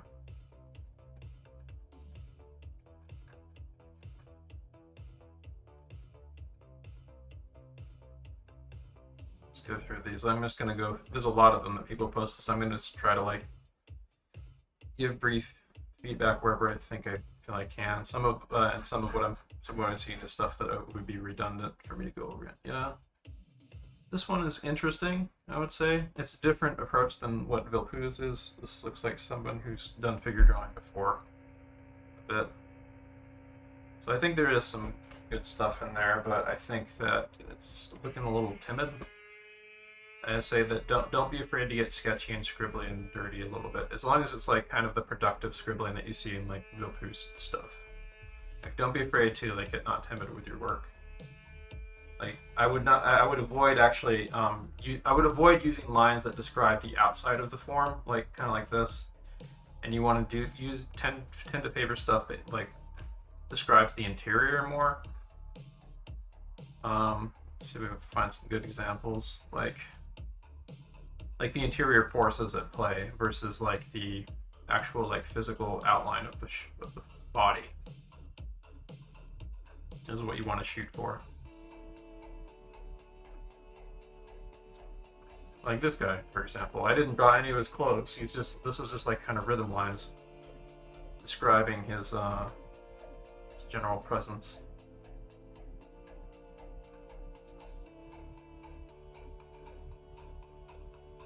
But if you can imply a pose with fewer lines, that's also something worth trying out too. But I'm just saying, like, it's okay to get to like dig into this a little bit and play with flowing it, basically. Kind of like what you see in filter stuff. This one, there's some good stuff in here, I'd say, but yeah, I want to see more flowing lines from this person, where you're kind of flowing down through the stuff that you're making. But you're kind of going in the right direction. I'd say just keep pushing the confidence more.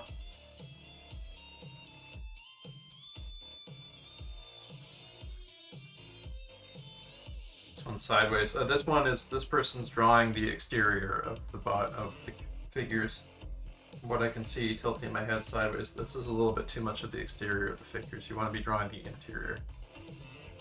Like, you want, let me show you the Libby Newbie note on that. Here. He's eventually get to. Here we go. Like this guy is talking about, like, don't focus on the outer lines. Work loose, draw the interior and stuff.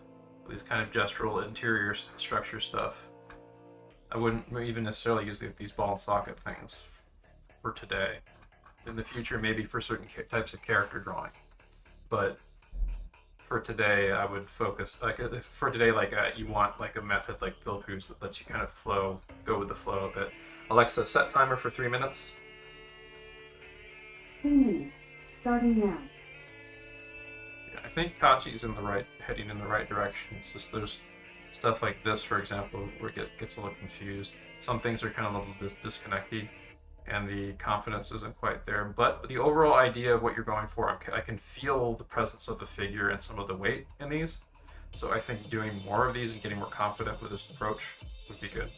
And Kachi's in the right direction for that. I'm seeing bits and pieces of stuff that's working in here, similar to same notes as Kachi.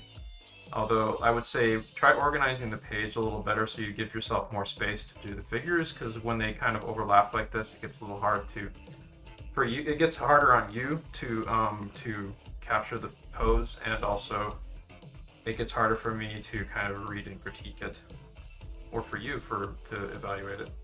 These are really tiny. I do see some things in here that are good, like that figure.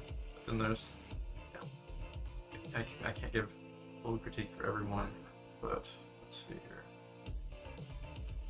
So this person is really trying to make an effort with this method, but the confidence isn't quite there yet. I would say just like refer to the Glenn Vilpoo drawing manual and watch how he draws, and you'll be on the right track.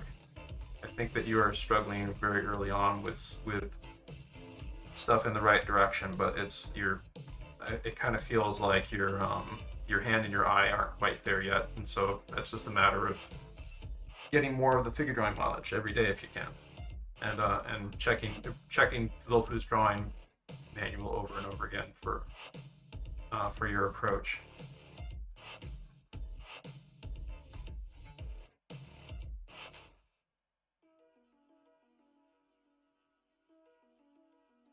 I just switched to paper midway. Yeah, that's a good idea, actually. I would say doing these traditionally is a good idea, too. In the future, I actually want to do more traditional stuff for these classes myself. This one's looking a little stiff, but you've got somewhat of the right idea. Like, it's like, you got to look at, like, the really flowy approach that Vilpoo takes. Like, you can kind of feel, like in this figure, you can kind of feel how the figure is sort of balanced on that leg there, taking the weight back there, and like there's dainty tilt to the body and stuff. You can feel the compression of the body here and stuff. You can really feel kind of like the flow and like the carrying the weight stuff through the body here. That's what you're going for. You're going for like something that feels right to you, that feels like expressive to you when you're drawing it, and that you can push and play with. Like you're making a little performance with your lines on page, emulating some of the ideas that you're seeing in the figure that you're playing off of. Alexa, stop. So for our next set, this will be our last set of the evening. We're going to be doing a set of 2s. Let's not overdo it today. Let's set it to about 20 minutes for our last session.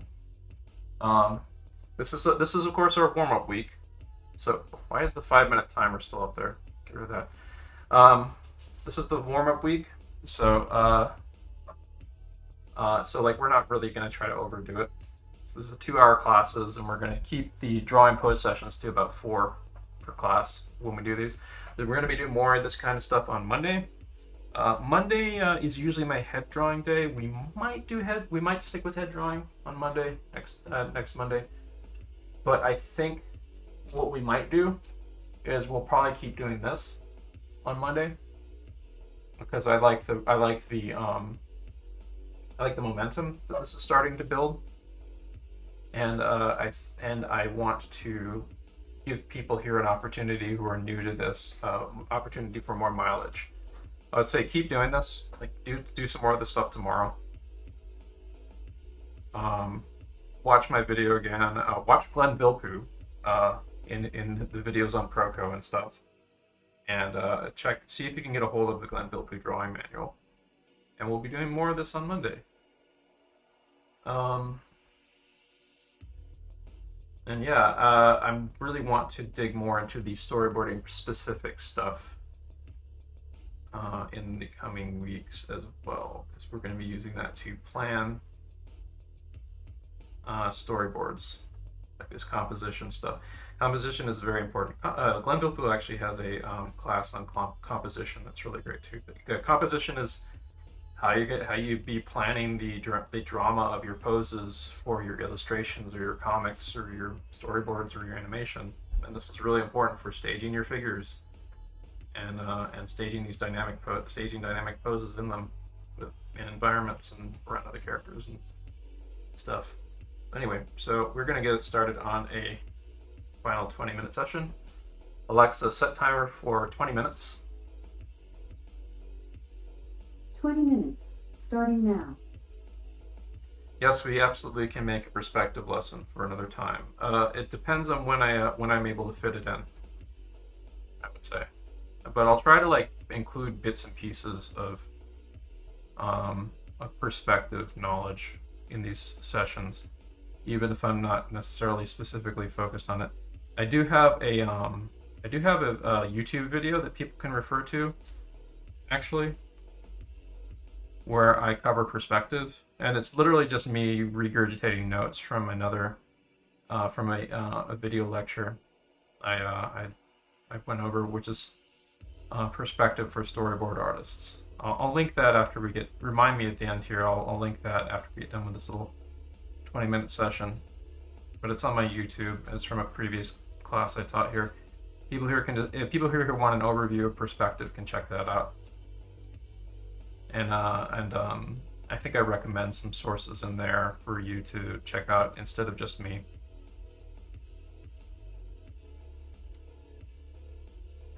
But at some point I do want to emphasize getting perspective in. In this case, like I'm doing like a quick kind of freehand perspective grid on the floor of this character. Where they'd be standing. Let's include a little bit of their cloak and stuff.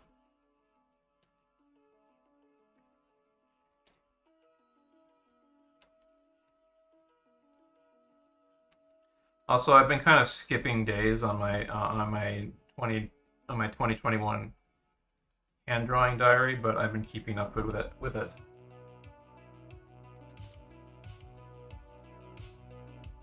Like, it's not hard for me to do the daily hand drawing challenge thing, but I keep forgetting to do it, even though like I easily have enough energy to do it every day. Like it's like remembering to do it is the hardest thing.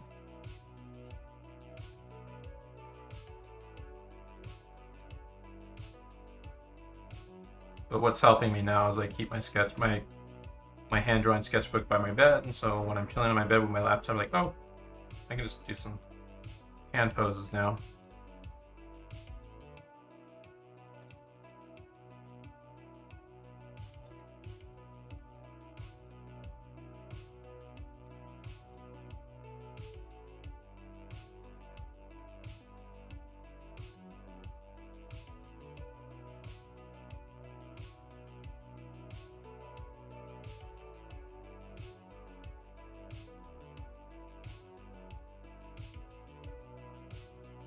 Also, as a self-plug, if you want to support the stream, bits or Twitch Prime subs or Twitch subs help.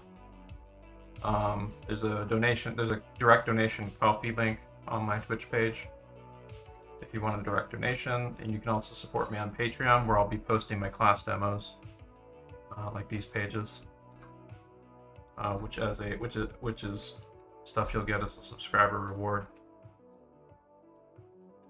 I post the class demos in the high quality images for the $1 tier, and like the $5 and above tier get like the PSDs and the clip files and stuff of my class things.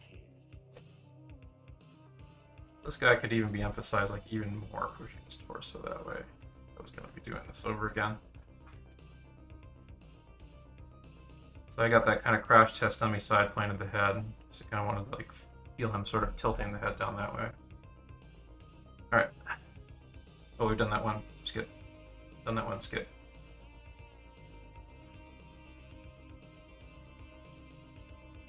Nope. It's a little too zoomed in. So about here. That's good.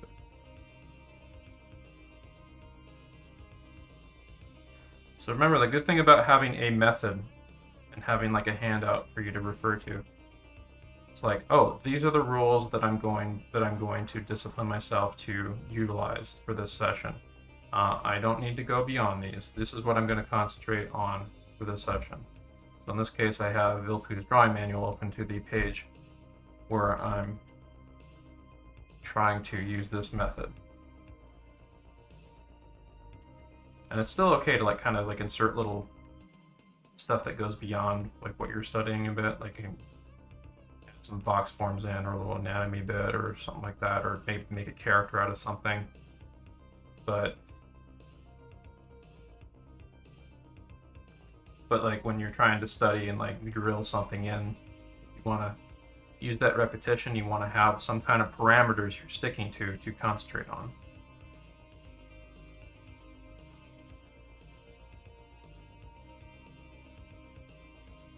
And it kind of works that way, like if you're working on an illustration or animation or drawing, where you're working on it usually in different phases. You're not doing everything at once. Like when you do your your thumbnails versus your rough animation, or you do your betweening or your breakdowns, or you do your secondary action or your cleanup animation stuff. Like you're gonna want. And you're going to want to like shift your mental focus for every single task that you're doing. Like if the same thing when you're working on drawing, you start with gestural poses and stuff, and then break those down into like when you get that worked out, and you get that worked out in like a composition thumbnail and stuff like that. Then you work on like getting like clearer shapes of the characters and the environment and stuff. You work on like placing the figures in the 3D perspective environment. You break down the anatomy, you break down the forms of the figures, and then you add the clothes, shading, coloring, and so on. Everything broken down in different phases. You don't do everything at once, and you shift your focus every time that you're doing a different phase of something. And then there's like speed painting and speed animation and stuff, where you basically like do a speed run through like that entire process. And the result is not supposed to be like the best polished thing. The point is to like rapidly challenge yourself to loosen up with like this high level stuff. Like speed runs, speed paintings and stuff is something that like very experienced people who walk through the whole process of painting in slow motions many times do use as a tool to like bang out studies or ideas and stuff, or keep themselves sharp. And animators use similar methods as well.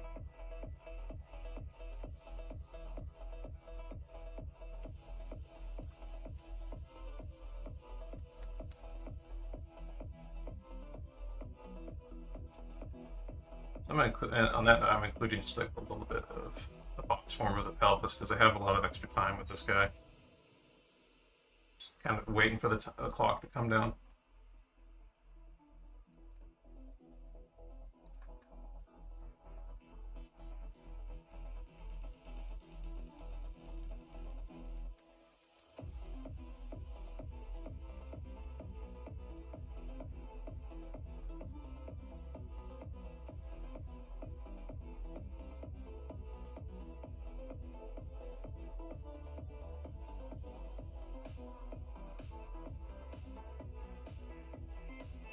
Let's see here. This lady is shifting her pelvis. Her shoulders are fairly parallel versus the tilt of her pelvis down below.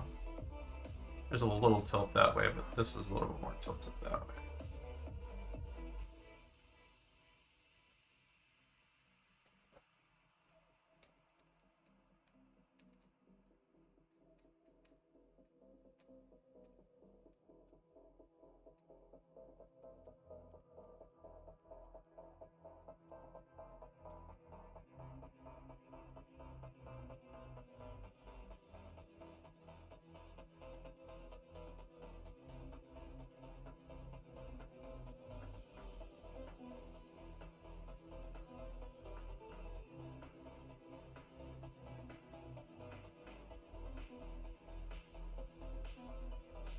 One, two, three, four, five.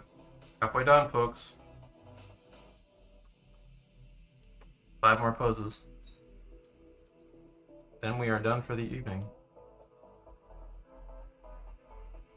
Also, please give me feedback on my personal Discord, or actually in the class section too. But if you are a part of my class section for the future, make sure you join my personal Discord. The invite link for it is in Spaceball Furies. Yeah, here we go. There's an invite link right here. It's also a link, an invite link to it on my Twitch page. But make sure you join my personal Discord, and let's see here. Discussion. Yeah, there's a bunch of stuff on the proportional anatomy things. Like, we did that yesterday, but yeah, this is a really nice one by Tim Weiser right there. Really nicely done. We did that yesterday, and so like what I did yesterday, like the proportions of the figure, is like in the back, is like ingrained in the back of my head right now while I'm doing these.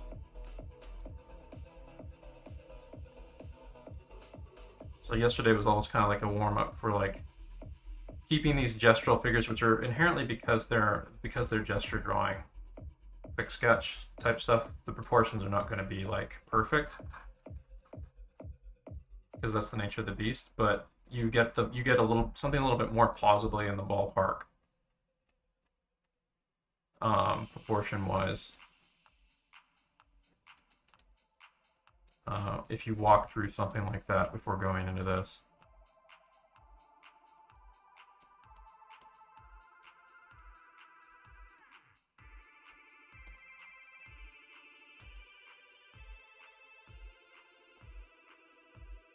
Yeah, I don't have the bot set up for the Discord. There's a link down below in the Twitch chat page. I'll link it in. I'll link the Discord in chat as well later. Sorry about that. We have a newcomer in the Twitch chat who's like, "Ooh, academic stream." Yeah, actually, here, let me link that. Whoops, that's the wrong thing. There's the correct thing. Here's the link.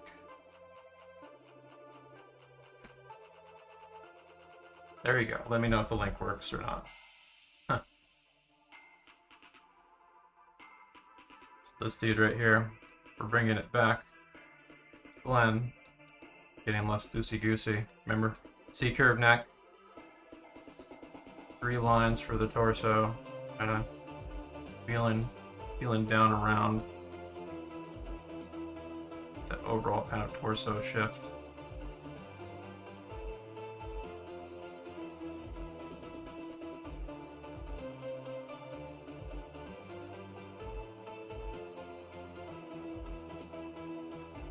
It's a feeling of like the thigh sort of supporting that weight the calf is pressed with.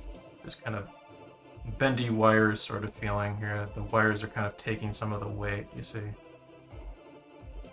So the side plane of the head there is really down there. Shifting her torso.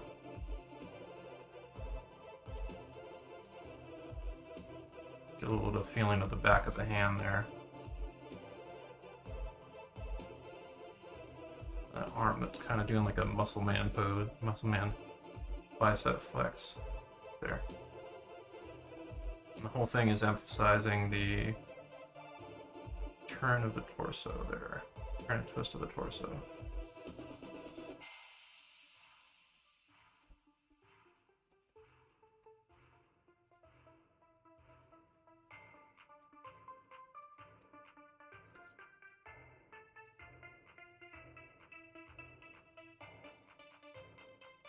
Yeah, this will be on my YouTube later. My link to my YouTube is down below my Twitch page as well, and also my Discord profile. Although I don't think it's visible during streamer mode. Skip that guy. Wow, that's a nice pose. So you get an opportunity to really play with stuff like this, so let's play with this dude.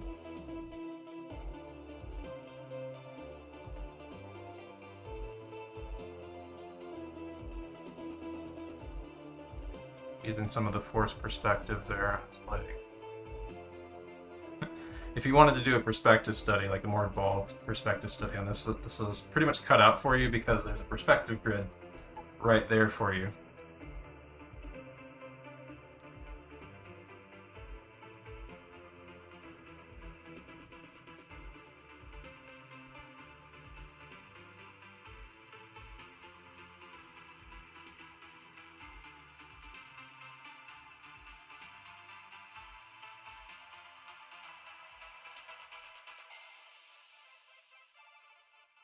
I'm inserting a little bit of story drawing in here and making him more of a character. And that's something that we'll be getting more into too in the future. Today was focused on like a first phase of this kind of stuff, but this is, if you look through like the Floopy Newbie handout that I gave earlier, like there's a lot of examples of like kind of like character quick sketch drawing type stuff. And that's the idea, like you get kind of into the groove on the action of the pose and then eventually start moving in a more story direction. And both in terms of like, when they talk about the story of the pose, they don't necessarily mean turn it into a cartoon character. They mean like, what is the pose doing and why? And it could be the acting there, but it could also be like the action itself, or like the feeling of weight, or like is there a before and after to what's happening? Like when they talk about story, they usually mean like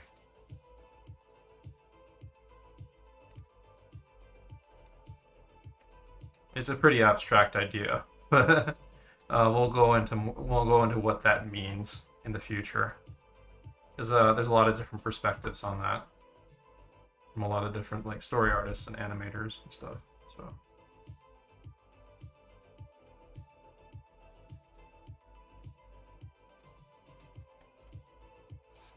In this case, we can definitely see the story of this pose. This is a tennis match, and you can kind of infer the intensity of what's going on in the situation here, and the weight and the dynamics of the figure, where the hips are shifting and going. It's kind of overall bend to the figure, pushing in that way. And like braking on this foot that's like kind of, it kind of feels like he's shifting his body that way, I think. It's like he's shifting his weight to the right, and his foot, his foot here has just like pushed him off the ground. Like I would be interested in seeing like the before and after of this action. Like my guess is that he's shifting that way. I could be totally wrong, and he's shifting the other way. But that's what it looks like to me. It looks like he's pushing off of this foot, and his hips are going that way. Feel free to dispute me on that if you see any evidence in the picture that kind of infers that he might be pushing in another direction. I am not God. Oh, we're not using that guy. I already did that dude.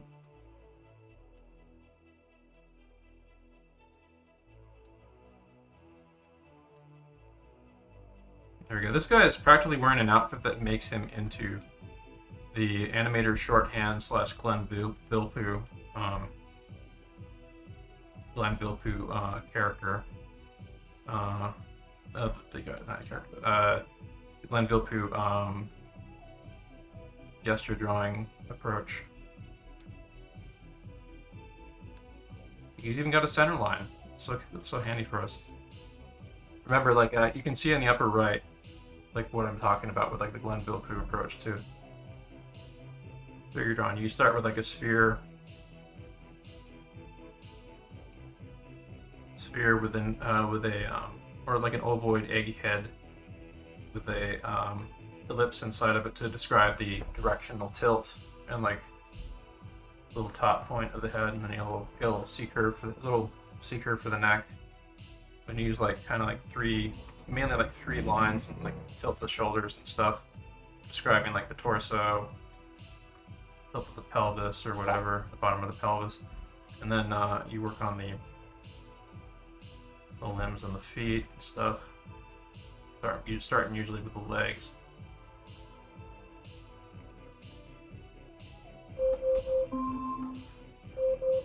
Alright, cool. But yeah, like, if you get, like, used to this method and stuff, you can start inventing poses, like, and that you should. I mean, like, this is a really easy method to use, but touching base with the real world and understanding how figures work, from playing with them, and Alexa, stop playing with them for a while, gives you the opportunity to take, like, a simple puppet like the Glenn-Villeneuve gesture puppet, and then, like, come up with your own dynamic poses. Like here.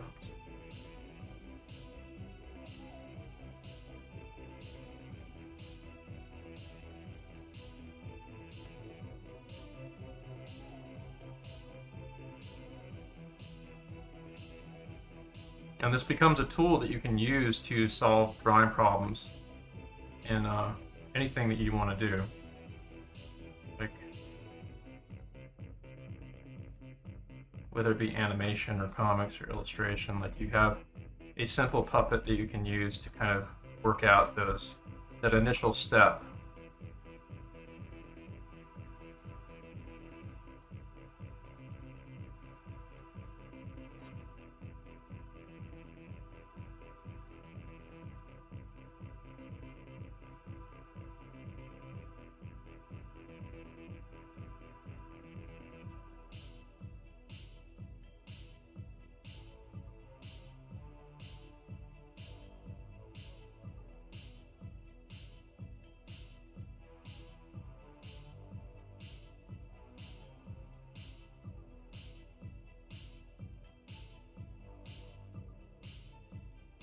Like, here's an example of what you might do is like your initial kind of thumbnail sketch for a pose using like Glenn-Villeneuve's method for like a character that you're doing in a comic or whatever.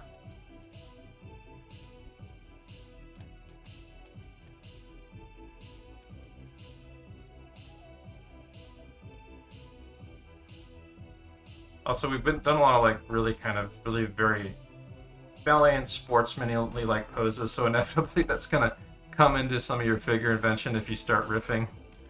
It's, like, whatever you're eating is gonna come out of your body, and that's the same truth. That's the same with art. If you're doing a lot of studies of weird kind of unnatural poses of figures that are like very stylized ballet poses that normal people won't normally take, your posing is going to inherently reflect that. So, as cool as doing dynamic poses like this is, it would be a good idea for me to kind of mix it up with some more neutral stuff. And there is some of that in here. There, yeah, I'm just kind of playing with this. And now that, like, I'm good and tuned up, I could keep sketching like this for the evening or whatever. But yeah, I mean,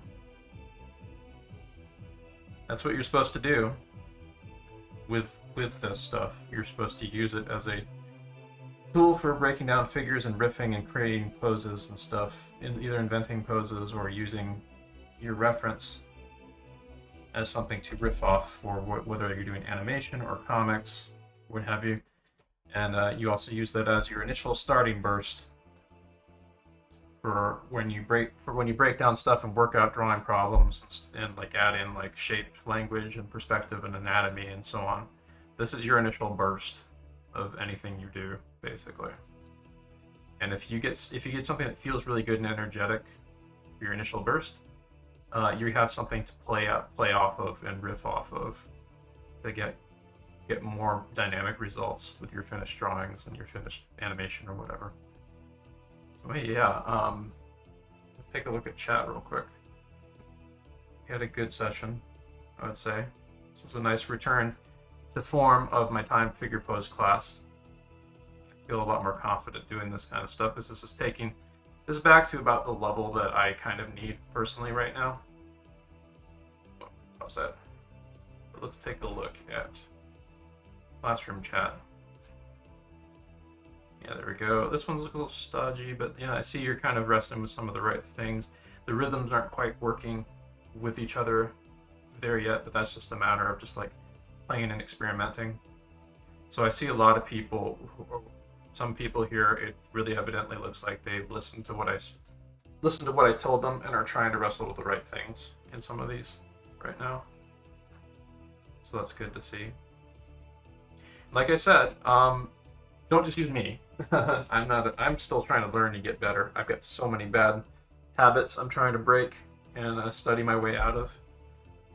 But that's why I'm doing these classes, so I get to study with all of you guys. We all get to struggle and get better. So I want you to like look at this huge Fluby Newbie guide and look at this. Read this section a bit ago, the focus points of practicing on this giant draftsmanship image here. Yeah, this thing here. So I'll link both of these in chat. Here's the Fluby Newbie. Here's the draftsmanship section from the Fluby Newbie thing. I linked those both in Twitch chat. I'll link the whole thing in classroom chat. And I'll just link that there too, why not? And remember, I want you to get a hold of any way you can the Glenn Villepeu drawing manual and pay attention to chapter 1. Read the text, but pay attention to chapter 1 of gesture with the 4-step drawing approach he takes. I read the other stuff that comes after where he shows like the compression and of the accordion-like compression of the torso. Try copying some of his drawings, that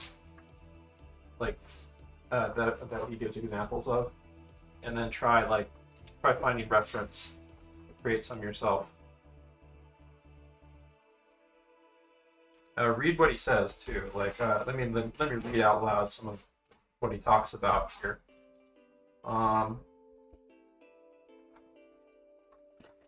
So here's Glenn Villepeu from chapter 1 of the basic figure drawing. Here's the chapter on gesture. The action of the figure is usually expressed as gesture. It means the movement and attitude of the figure. It is body language in all of those subtle differences that characterize individuals, be they human or animal. In this regard, when I refer to the model, I mean not only a model posing for short poses of 30 seconds to 3 minutes, but also people who are not posing and are in real life situations. We use essentially the same learning procedure in what is referred to as the quick sketch. That's what we did today. We did a quick sketch technique, by the way. It will be assumed that for the sake of learning at this point they are the same. The primary difference between this lesson and a regular class and quick sketch is that we are only applying the beginning steps of the learning process for this particular technique. Later in this course, the gesture is combined with other visual learning tools to develop drawings of longer duration with different ends in mind. The quick sketch uses some of these tools, but its purpose is quite different. Gesture is the single most important element in drawing. Other terms used for what we call gesture are attitude and body language. Gesture is the single most important element in drawing. No matter how well a drawing is rendered, without that feeling of individuality that we experience in looking at real life, the drawing is nothing more than an academic exercise. Long before we can actually see a person's face, we can recognize him by all those elements that make up the individual, such as his general bearing, proportions of his body, how he dresses, how he walks, and how he holds his head. I'm going to, and this is what Villepeu says further, I'm going to present this material in a series of steps, stopping by to explain and clarify the points as I go. In reality, of course, it is never quite that simple. many of the steps are actually done simultaneously. The total is a summation of the action in simple terms, and it's essentially what this lesson is about. The illustrations are examples of this total, which is what you should, in a sense, see before you start the drawing. And then he goes on to describe the technique and stuff, and he talks about how to practice and so on. I think it's actually might be a good idea in the future. I want people to get a hold of the Glenn Vilppu drawing manual if they can, and I think it would be a good idea if I when we do these lessons in the when we do these sessions in the future, if I do some out loud reading of Vilppu's manual. So he describes literally what I was trying to convey to people here, and he concisely breaks it down very well. So I would say I would want people to pick up the Glenn Vilppu drawing manual for next time. We're going to be doing this on Monday. So Monday at 5:30 p.m. Pacific time, we'll be meeting in here, and we'll be doing more. And we'll also be meeting Wednesday. We're going to be doing a continuity thing throughout the week.